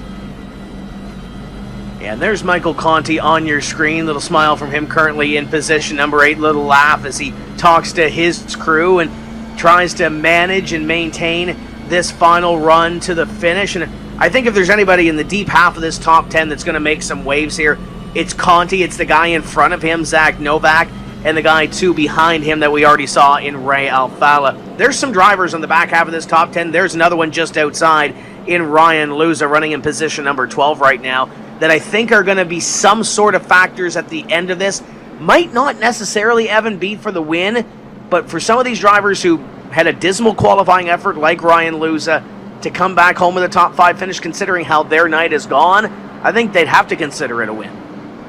Yeah, it's all about kind of perspectives, and you mentioned every point is what matters.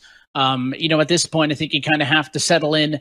There's a look at Ryan Luza getting a drink of water. I think you'll save the Coca-Cola for the end of the race. As all these drivers stretch out, loosen up the legs, get set to do it, because this could be our final race start. We're going to be coming, Tim, to 32 to go. You've got to get what you can get on this one, knowing that it could very well be the final one. Everybody's so bunched up together. Track position is going to be key. This could be wild, but it could also lead to another caution flag. Strap in. This one's going to be good. Pace car down. This time, Jimmy Mullis in control has looked virtually untouchable when he has gotten up front for the last couple of restarts. He has also opted to go very early. He can restart the race the sec the pace car dives down to pit road, and there he goes on the inside. 32 laps to go. Mullis in front.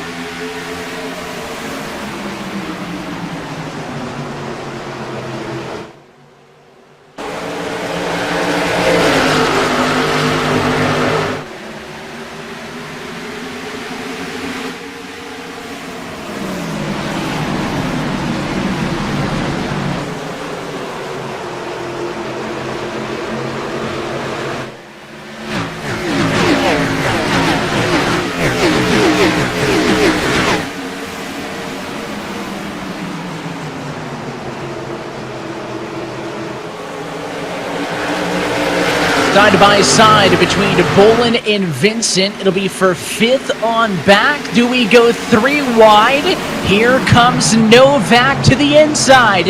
Not the first time, Tim. He's gone way low to go 3 wide. They are tight though at a 4. Zach Novak has been doing work this evening, Evan. Goes to the inside. Didn't really pick up one there. He might pick up one on the 27 as he works to the inside of Corey Vincent. Ray Alfalla up the back bumper of the 27 of Vincent down the back. Oh, Ryan Luza there as well. Ray Alfalla, where's he going? 3 wide to the inside, down into turn 3. He thought about it. That was a big flash of the nose, but he's going to tuck in line before we get to the center.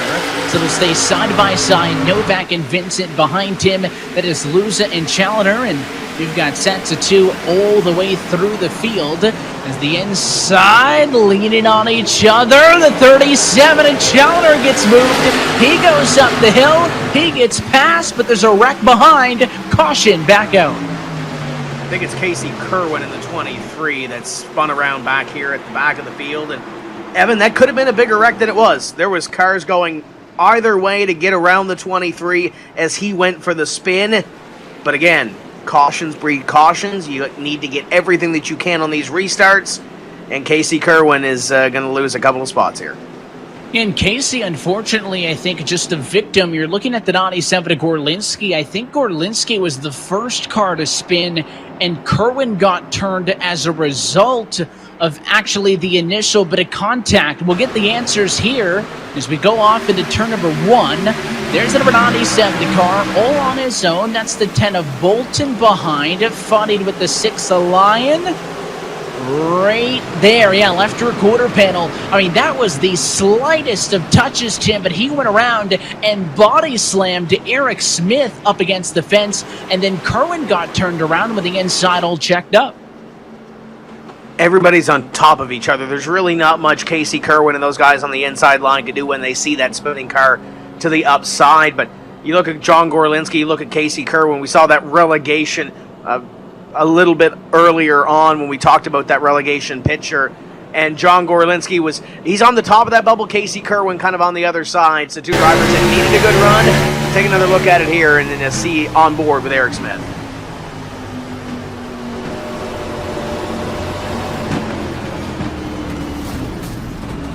Yeah, I mean, just nowhere for him to go, and that outside was the correct place to go at first when the car was spinning in the middle, but unfortunately it went up the hill, and that gap just closed so quickly on him, and a tough break for Eric Smith, who was somebody else who is in need for a good points night, had a good finish at Indianapolis. He's one of those drivers below the relegation cut. He had crawled his way to 27th in the points. Tonight going to be another setback, and as we get later in the season, you can only afford so many of those.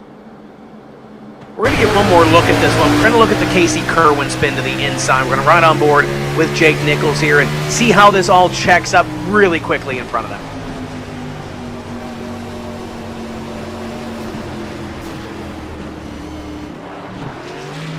I mean, you can see he barely had a split second between when they actually saw that there was a car spinning to make a decision.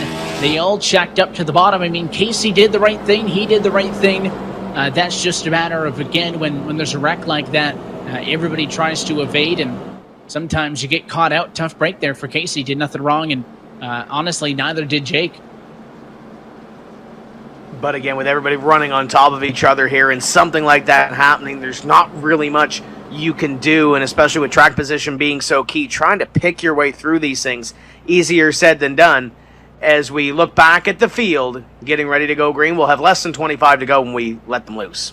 And Jimmy Mullis going to try to walk away a winner. He's 25 laps away from doing so. And as we said a couple of times tonight, you at home can be a winner tonight as well. By entering tonight's ASUS giveaway, go to their Twitter account. It's at the bottom of the screen at ASUS_ROGNA.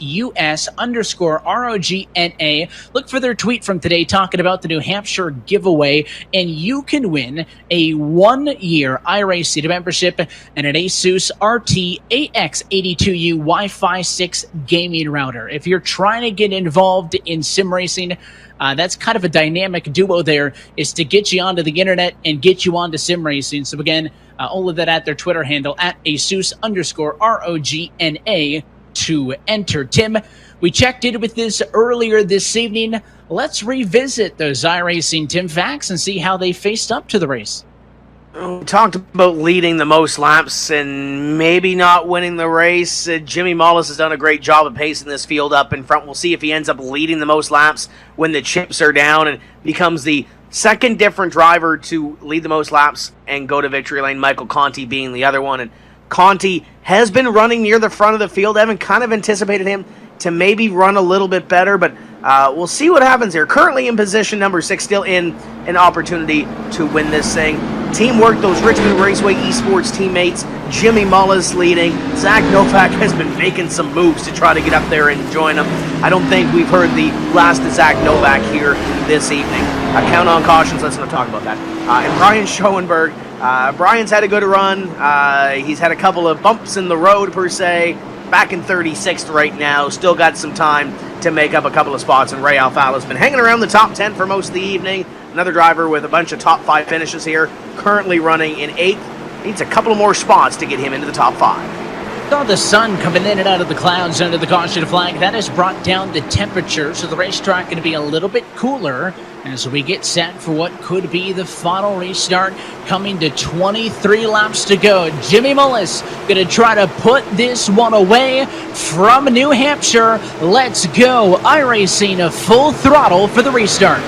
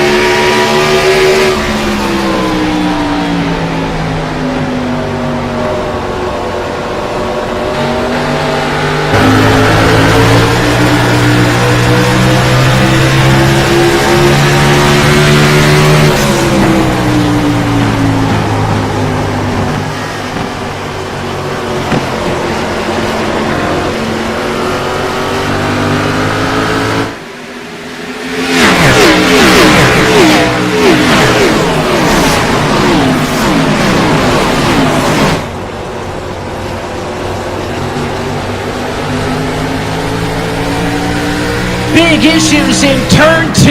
It is Zach Novak in the 90, running inside of the top 10. His night is done. Yeah, tough break for Zach Novak, and that started with these guys pushing and shoving, that sense of urgency at the end to get it to the front of the field. And Zach Novak had a little bit of help to get turned around there, but we'll see it in the replay in just a moment. His teammate, Jimmy Mullis, still up front. Well, I've said many a times tonight, listening in on the driver radio, that there's been a handful of incidents in which the drivers were immediately apologetic and very understanding, but after this one, there is not a lot of happy conversation on the radio, especially between the 90 and the 53. As it was Novak turned around, you saw he torn up one of the Valvoline entries. I think that might have been clamping as well, as this turned into a huge mess in turn number 2. We'll wait to see the replay before we think what happened. But, I mean, that was 2 cars at least that were running inside of the top 10. Here we go. It happened on lap 131. Novak is the 90. That's Ryan Luza behind him. Looks like Novak was low on the straightaway, high side of the turn, and he just got moved out of the way, and right there gets back into the 17. More cars pile in. Davies, one of the playoff bubble drivers, Nathan Lyon, Challenger. It was the 77 of Crowder who was involved, and immediately when that happened, Tim, Zach Novak was not happy with Ryan Luza on the radio. I feel for Brad Davies, because Brad had that missed, and then he got caught up in it at the very last moment. Feel terrible for Brad, but that all kind of started a couple laps ago, because they were going 2 and 3 wide, as we saw in the full throttle shots, pushing and shoving a little bit, a couple of blocks thrown middle of the pack. These guys know that, you got to get while the getting's good and get as many positions as you can when everybody is bunched up and on top of each other. This might be the trend for the rest of this race, Evan, seeing these caution flags the way they fall. But Jimmy Mullis up in front, Matt Busa, Nick Ottinger, they seem to have it for the most part figured out. It's been a war for about 4th on back. It has been all night long. Let's go on board with Christian Challenger for this restart as he makes it through in more or less one piece. Let's watch as it all happens up the road.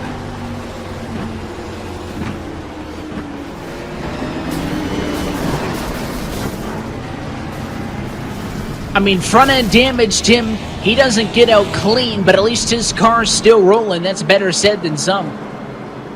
Yeah, you saw Brad Davies right ahead of him. Just barely missed Zach Novak, but I had Nathan Lyon come up the racetrack and just get him last minute and just get swept up in it. And Christian Challenger, I think, was just trying to follow Brad through that.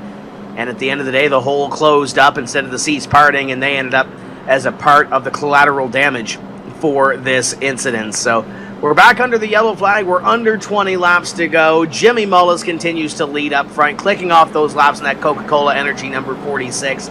His teammate, as we just saw there, Zach Novak's got some damage, so now he's going to have to try to get back as we are going to take another look at it with Blake Reynolds.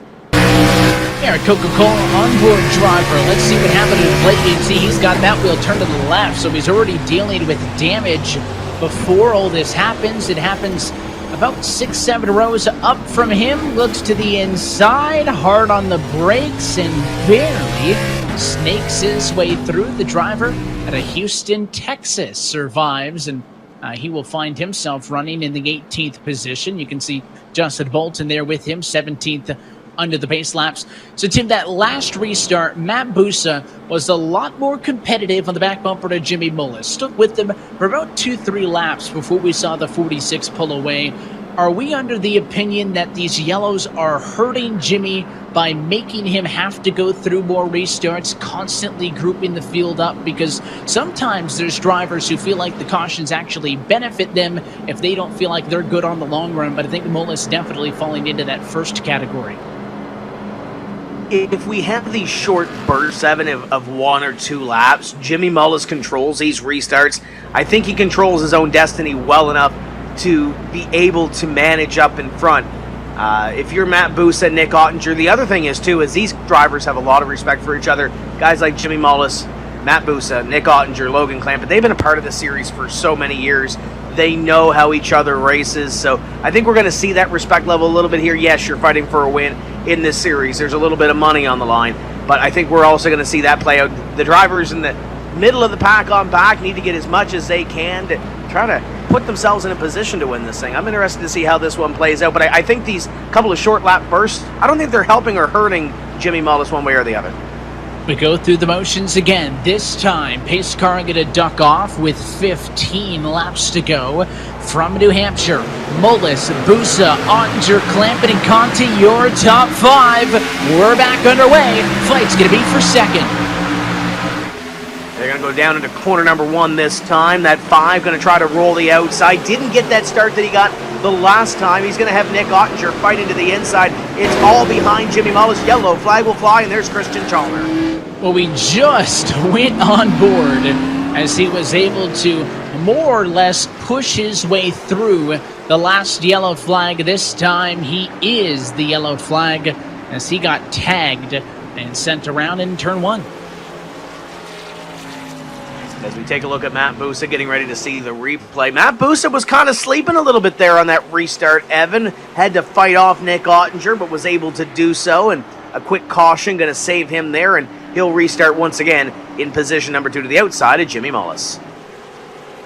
That shuffles things up. It'll keep the complexion at the front of the field interesting as all of that shuffles around, and you're not going to be dealing with the same cars pushing or pulling every single time through. Of course, at this point in the race, with all these late race yellows, your race leaders are not going to be coming in for service. Track position is the important thing. Let's take a second look for the 37 of the Challenger. He's got the 17 behind him. And it looks like 37 pushed up Tim a little bit. I don't want to say that he came up and came back down. I think it was more so that those cars just really weren't in line with each other. A small bump courtesy of Keister, and he was around. I was kind of keeping a half eye on the 3 back there. Blake Reynolds kind of half sideways on the inside. Everybody trying to get what they can and trying to fend for themselves. Pick up the positions that you can and try to put some cars behind you and gain some points here in the later half. But sometimes that gamble doesn't pay off and you end up losing more positions than you can.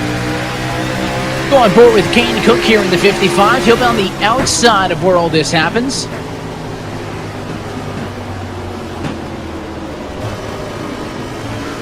Oh, he's lucky that outside of us open, Tim. Not often can you be on the outside with the car sideways in front of you and find a hole. Yeah, fancy little footwork there to try to get by that spinning race car, and he'll still have a car to fight here in the remaining laps. Kane Cook currently scored in position number 17, so he still has a little bit of an opportunity to get up and make some position, maybe get yourself a top 15 finish. Haven't really heard a whole lot from Kane Cook this evening, haven't really said his name a whole lot, but he started back in 36. He's up into the front half of this field, so hats off to the double nickel. It's all about, just trying to survive whatever given situation you're in. And, Kane Cook's got a bit of a torn-up race car, but still in it. That's all that matters. Survival of the fittest. What we didn't even notice, Tim, at the onboard is that not only did he go high side, but there were 2 cars up there with him. It was both he and the 36 squeezing by on the outside. So there were 2 cars who fit that gap up top. Shearburn was the other one. So it was even more exciting than the look gave, I'm sure, when he went to the outside, like we did when we had the onboard. I'm not sure he even knew there was a car up there initially either. Yeah, it's kind of hard to manage some of that, especially when there's all kinds of things going on around you, especially middle of the pack, trying to figure out where one car is going to go. What's that car behind you going to do? Is he going to get on the binders quick enough? Is he going to make an evasive move? You're really on your own. That's where the spotters come in, but with everything happening so quickly here, Evan, sometimes those spotters can't react as quickly, and you're kind of on your own. But as we come down, we're getting closer to 10 laps to go here. Final laps from New Hampshire Motor Speedway. Coverage of tonight's race is brought to you by Coca-Cola, the official fan refreshment of eNASCAR. And by Asus, an official gaming hardware partner of the eNASCAR Coca-Cola iRacing series. So long green flag runs to the point where we were on the cusp of green flag pit stops early, Tim, and in true New Hampshire fashion, the caution count goes up. The guy that you chatted with earlier, race director Tyler Hudson, is going to be busy in the second half of this one as we were talking with him and what his duties are over the course of the race with him and his team in the tower, keeping an eye on things. And again, we knew this from the get-go. Through the Tim facts, just looking at the historical data from our 8 previous trips here to New Hampshire, that this is a race that tends to see a lot of yellows, and in this one, heavily weighted to the back half. And that's how some of these races go when it comes to strategy, when it comes to trying to figure out what you have. The track position we kind of figured was going to be key at the start of this one, and Tyler Hudson definitely going to be busy when this checkered flag falls. And what would be the Monday morning for the NASCAR Cup Series going to be the Wednesday morning for Tyler, trying to sort through some of this stuff with him and his team. But we're getting ready to go back to green flag racing. 10 laps to go. Evan, have we seen our last caution flag?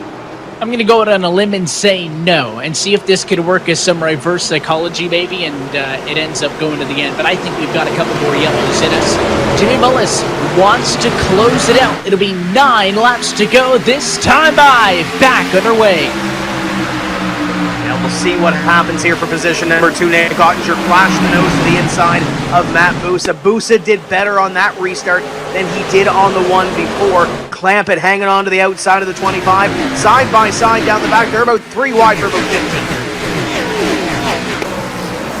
Running for every spot on track. There's a 97. We talked earlier about the charge through the field by the William Byron Esports entries, and he's next to the 6th and 8th in line. No back bumper on that Castrol Ford as he rides in 13th position. But a quiet night for Lyon, all things considered. Team cars stacked up even further behind the running order. And he's into the outside wall. Hard into it. The 17, the 3, and a spin for Colin Keister.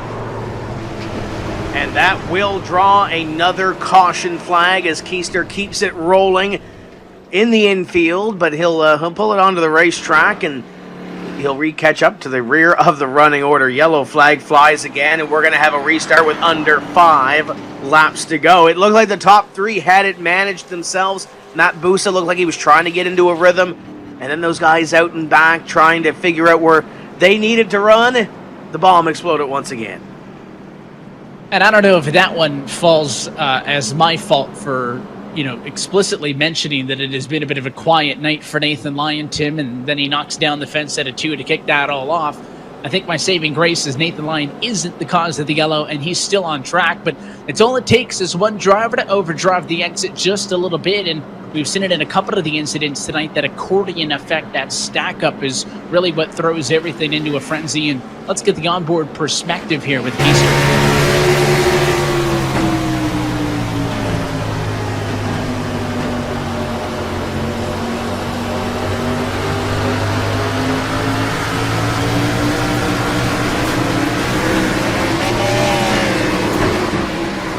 You could see the 6 pushing and pushing. I'm sure at that point, Tim, Nathan Lyon was out of the gas. And, I mean, even if you can see it happening in front of you, there's nothing really Colin Keister can do. There's a car behind him. There's a car on his inside. And you can see he checked up for the incident, got run over from behind. Yeah, it's 6 and 1, half a dozen the other. You can stay in the throttle and get into the 6 and hope he doesn't spin it out to bring out the yellow flag. At the end of the day, you're kind of hoping the 6 car doesn't drift up into the wall to start that whole thing off. But you let her the throttle like we just saw there. Those guys behind might not be anticipating as well as Colin was, and the yellow flag comes back out. And we're going to have a restart with less than 5 laps to go in this event. We got a couple of drivers that have come up through the field, Evan. I see Malik Ray is knocking on the door of the top 10 as we take one more look at this incident to see what brought up yellow.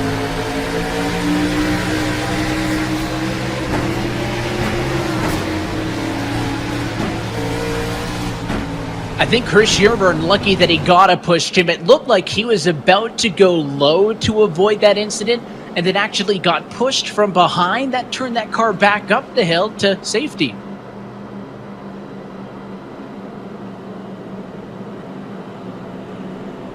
I mentioned Tyler Hudson in the race control booth. Tim, we talked with him earlier, and you've got him on the radio once more. He's been overseeing everything. He's the eye in the sky for this series. Well, Tyler, since we've spoken last, there's been a couple of yellow flags so far this evening. How busy is your Wednesday morning going to be? Yeah, I think you jinxed me, man. You're like, so what are you doing in this race?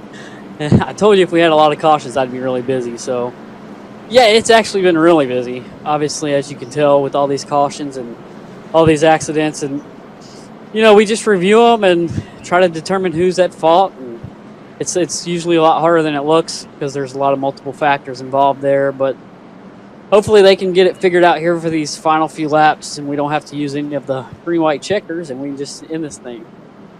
I was going to say, strategy has been unique in this one as well. We had the tire sets at the very start of this race, and now working in some cautions at the end. Peer into your crystal ball. Are we going to see a couple of these green-white checkers being played out here? I mean, it's a pretty good chance with the way things are going right now, but I sure hope not. We don't like to see this. The drivers don't like to see this. So, but in between the wrecks, it's been really good racing. It's actually been really good for New Hampshire. I mean, a lot of passing, a lot of racing, the tire situation. So we'll see how it ends out. Well, a lot of these drivers in this field. You know how this plays out. Jimmy Mullis has been up front. He's got the track position. Does he hold on to this here, or do you see somebody else kind of sneaking away with this? Well, on those restarts, Matt Busa's been getting some runs, but it's just going to be hard to do. Jimmy's been up there all race, and I think he's definitely got the car to beat. So, unless they get to rubbing fenders, which let's cross our fingers and hope they don't, I think it'll be hard to beat Jimmy, but anything can happen, so we'll see. Well, we love watching the action and excitement. I know you don't necessarily like it on Wednesday morning, but we wish you all the best. Go have some fun with this one. Thanks, guys. Enjoy the final few laps. Hopefully it's a good one.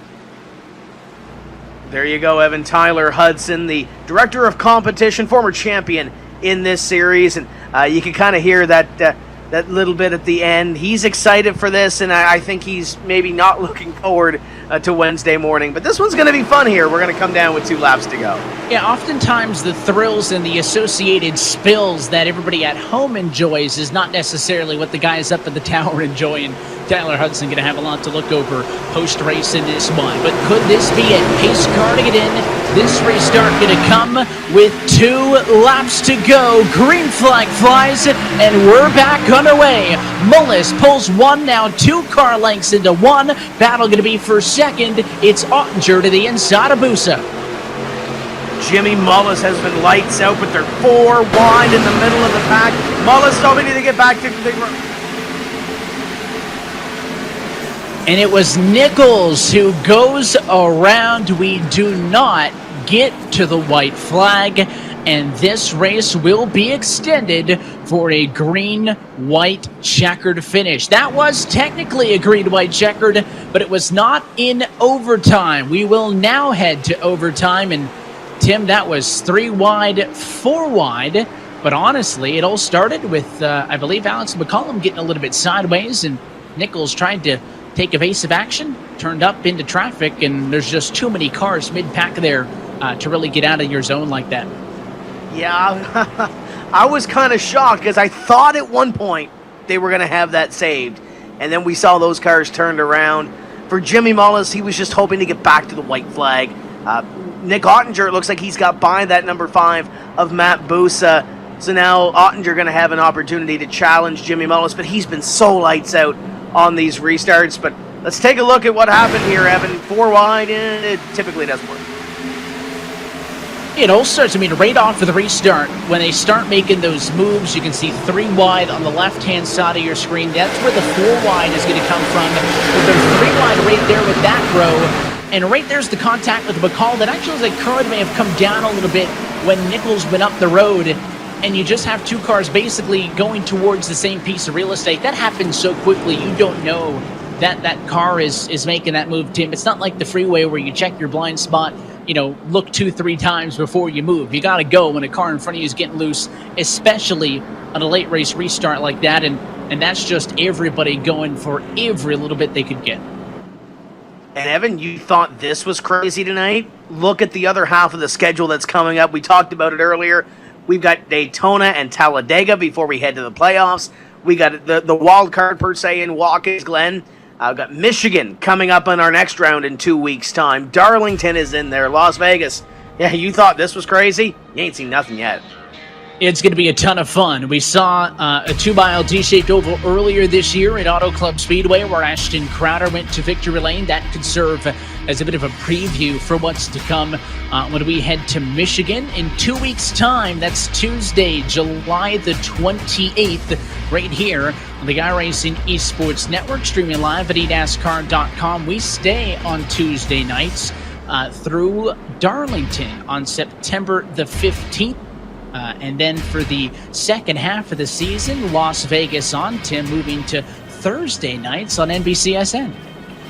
Yeah, it's pretty exciting for the series to get that spotlight. And these drivers, as we saw last year, got to have that as well. So starting in Las Vegas and moving forward on that one. But New Hampshire has provided some excellent and exciting racing. Jimmy Mullis is trying to add his name to that list of winners. I think, and I don't want to jinx him, I don't want to, throw it. We might have a couple of extra green-white checker finishes, but if he can continue to do what he's been doing, Evan, he's probably going to end up at the bottom there beside July 14th as a winner here in this series in 2020. We've been talking to playoff bubble. We've been talking about relegation bubble. And on both of those, you'll see that the top 10 is what we're kind of considering the battle for the playoffs. Well, Jimmy Mullis, your race leader, is not on that because he's 14th in the points, which if we also take a look at our relegation bubble in that fight to stay in the top 20, you'll notice that he would not be on that either. He's kind of in the middle, Tim. He's not a solidified playoff contender. He's not a driver whose primary objective is those drivers, and that is being worried about just staying in. He was 14th in the points. After tonight, I think if he can hold this, we bump him up to a solidified playoff contender. I mentioned it a little bit earlier, in fact, last week on the World of eNASCAR show that Jimmy Mullis had been one of the drivers that was impressing to me the most as of recently, and maybe he won't make me look too silly and is going to continue this good run into the second half of the year. And Jimmy Mullis trying to put that Richmond Raceway Esports team a little bit higher than 9th that they currently are on the team standings. Virtual Racing School at one point earlier in this evening, and they still do. Well, it's top 11. 2 drivers in the top 11 with Ray Alfalo 6 and Bobby Zielinski sitting back in 11. So they're trying to pad that lead over JRM. Michael Conti was running up in the top 5 earlier, still is in position number 5. Brad Davies has had an up and down night in the 88. So we mentioned Jimmy Mullis as we get ready to come to our first official attempt at a green-white checker finish in overtime. He's in that position where a good run puts him into a playoff picture, a bad run puts him into that relegation picture. He controls his own destiny right now, especially up in front as he's going to lead this field back to green. And the restart order changed once more. It'll be Nick Ottinger this time to the outside of the front row in second. That drops Busa to third. Inside of row 2, does anybody have something for Jimmy Mullis? He has dominated the second half as we come to a green-white-checkered overtime finish. 2 laps to go. Mullis checks out. Bolin going to put them 3 wide down into corner number 1. That's the battle for position number 4. Second on back, still side by side. Conti stuck in the middle. They make it to the back straightaway. Gotta get all the way to the white for this one to be official. 3 wide in a fight for 5th and 4th. But the battle for second sees Busa pushing up on the 25 of Ottinger. He'll clear to 4. Mullis to the white flag, presented by iRacing. The battle is for 4th on back, but up in front, Jimmy Mullis looks back, has a car length between himself and Matt Busa. Ottinger in 3rd. He's able to manage the gap. How far does Busa sail it in here on the final lap? 2 car lengths the difference. Mullis just needs to get safely through the corner. Busa going to be too far back. And Jimmy Mullis, first win of 2020. The 46 gets it done at New Hampshire. The Richmond Raceway Esports driver finally gets it done after showing so much speed this season. finally has everything go his way, and he's going to go to victory lane here at Loudon. Matt Busa, Nick Ottinger in a close battle at the end. It's going to be Graham Boland taking that fourth place position over Michael Conti in a side-by-side finish at the line. But the Richmond Raceway Esports team, you better believe, is going to be celebrating tonight. They got a tore-up race car with Zach Novak's car, but you better believe they're going to be doing some celebrating here this evening as Jimmy Mullis gets ready to light it up here at the Magic Mile. Very fitting that it's the Coca-Cola Energy Toyota, because this winning moment is brought to you by Coca-Cola, the official fan refreshment of eNASCAR. Mullis joins Conti as the only multi-time race winners at New Hampshire Motor Speedway as he picks up career win number 3 in the eNASCAR Coca-Cola iRacing Series. Yeah, he's going to be celebrating this one for a while. Great to see Jimmy back in victory lane. Matt Boos and Nick Ottinger, great run for those drivers at the back as well, coming home with podium runs. Take a look at your full race results tonight. It is Mullis on top. Busa had a real good look, but just did not have enough time, and it was too far back to go for the send in 3 and 4. He'll settle for second. Nick Ottinger third. Graham Boland bounces back, Tim, late in this one to get back up to 4, so good points for him. Michael Conti rounds out your top 5. How about Logan Clampett? Feels like we didn't talk at all about the 99 car tonight, but he was in that area all night. Finishes P6. Ryan Luza, Ray Alfalo were together throughout their 7th and 8th, with Corey Vincent and Bobby Zelensky through P10. Yeah, 2 Williams Esports and 2 VRS drivers in that top 10. Then you look back at the second page, just outside Garrett Lowe. Never really spoke a whole lot about Garrett this evening, but still finished in position number 11. Malik Ray with a great run in 12th. Kane Cook, Michael Guest, John Gorlinski. Top 15, Casey Kerwin rebounds to 16th. Blake Reynolds, Chris Overland, Bob Bryant, and Brandon Cattell complete your top 20. Continuing on through the likes of Bolton and Leahy, but all of these drivers found themselves in some exciting moments over the course of this race. Sheehan, McCollum, Shearburn through 25th with Santiago Tires, Michael Guerrilla, Dylan Duval, Jake Nichols, and Phil Diaz to P30. And completing your field, these drivers wish they had a better run this evening, and some of these drivers got caught up at the end. Colin Keister, Zach Novak, Jarl T. and Eric Smith, Ashton Crowder, Christian Chalner, Brian Schoenberg, Brad Davies had such a good run going early, finishes 38th, Nathan Lyon, and the only driver out of the race, Jeremy Allen. To look top to bottom at all 40 drivers who raced in this one, and again, literally everybody but the 47 made it the distance, Tim, and all of those 39 cars who were still active head to, or finish this one, I should say, on the lead lap, making it all the way to the distance. You don't often see that in a race that has a higher caution count like New Hampshire did tonight, which kind of went with the trends like we were expecting. But, you know, in the case of Mullis, who we'll talk with in just a second, I mentioned now a 2-time winner here at New Hampshire, Tim. That marks a win for him once, at least in the last 3 years. He won here in 2018. Last year, that race win came at Pocono, so won every season for the last 3 years. That's pretty consistent. And back to victory lane here at Loudon as well. And him and his teammate Zach Novak have had a ton of speed this season. Evan just really haven't been able to close the deal and get those finishes. Zach Novak, wrong side of the inch this evening, but Jimmy Mullis going to celebrate in victory lane. He is back at victory lane in the eNASCAR Coca-Cola iRacing Series. We are chatting with him now. Jimmy Mullis, race winner from the virtual New Hampshire Motor Speedway. Jimmy, congratulations on the win. I mean, from the get-go, a lot of drivers were saying that you were the one to watch, and you're able to put this race together. Congrats. Yeah, thank you, Evan.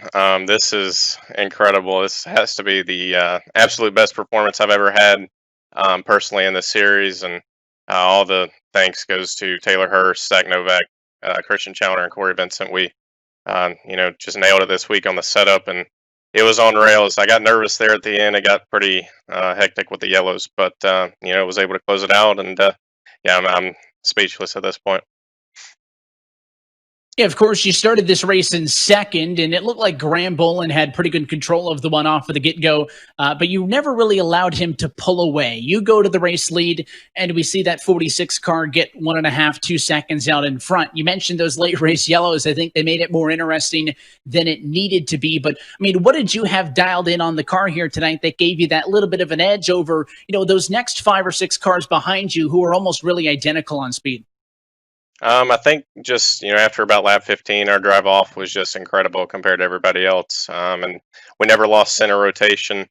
So that was huge. And just overall, the way that our car handled, we were able to run, that lower groove, which saved tires a lot. And I'm not sure that, everybody was able to do that as good as we were. And obviously that was a big factor in, the way that the car performed tonight. So, like I said, they killed it on the setup. And, I was just fortunate to be able to drive it.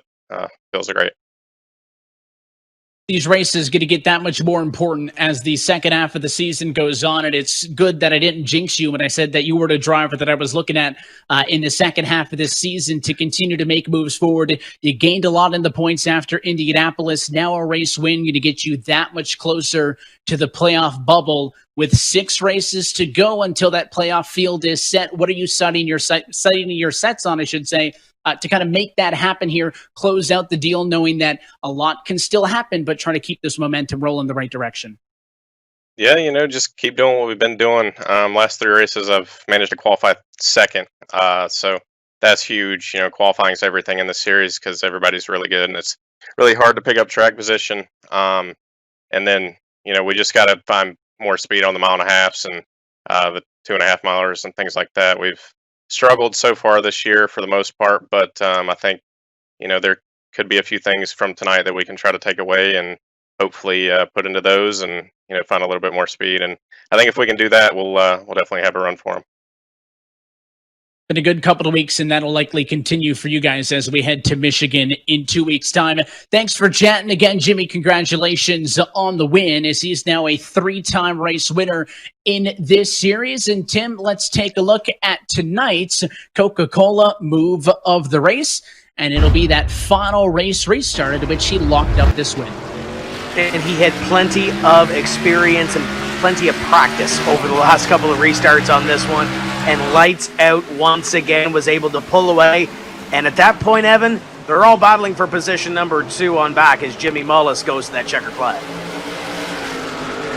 And he pulls away. That battle for second probably helps him a lot because Busa does eventually get out ahead of Ottinger there, and he did have a lap then, Tim, to close in. So the 5 came from pretty far behind, you see, coming to the white flag. So it was the 46 getting so far out in front that really helped him.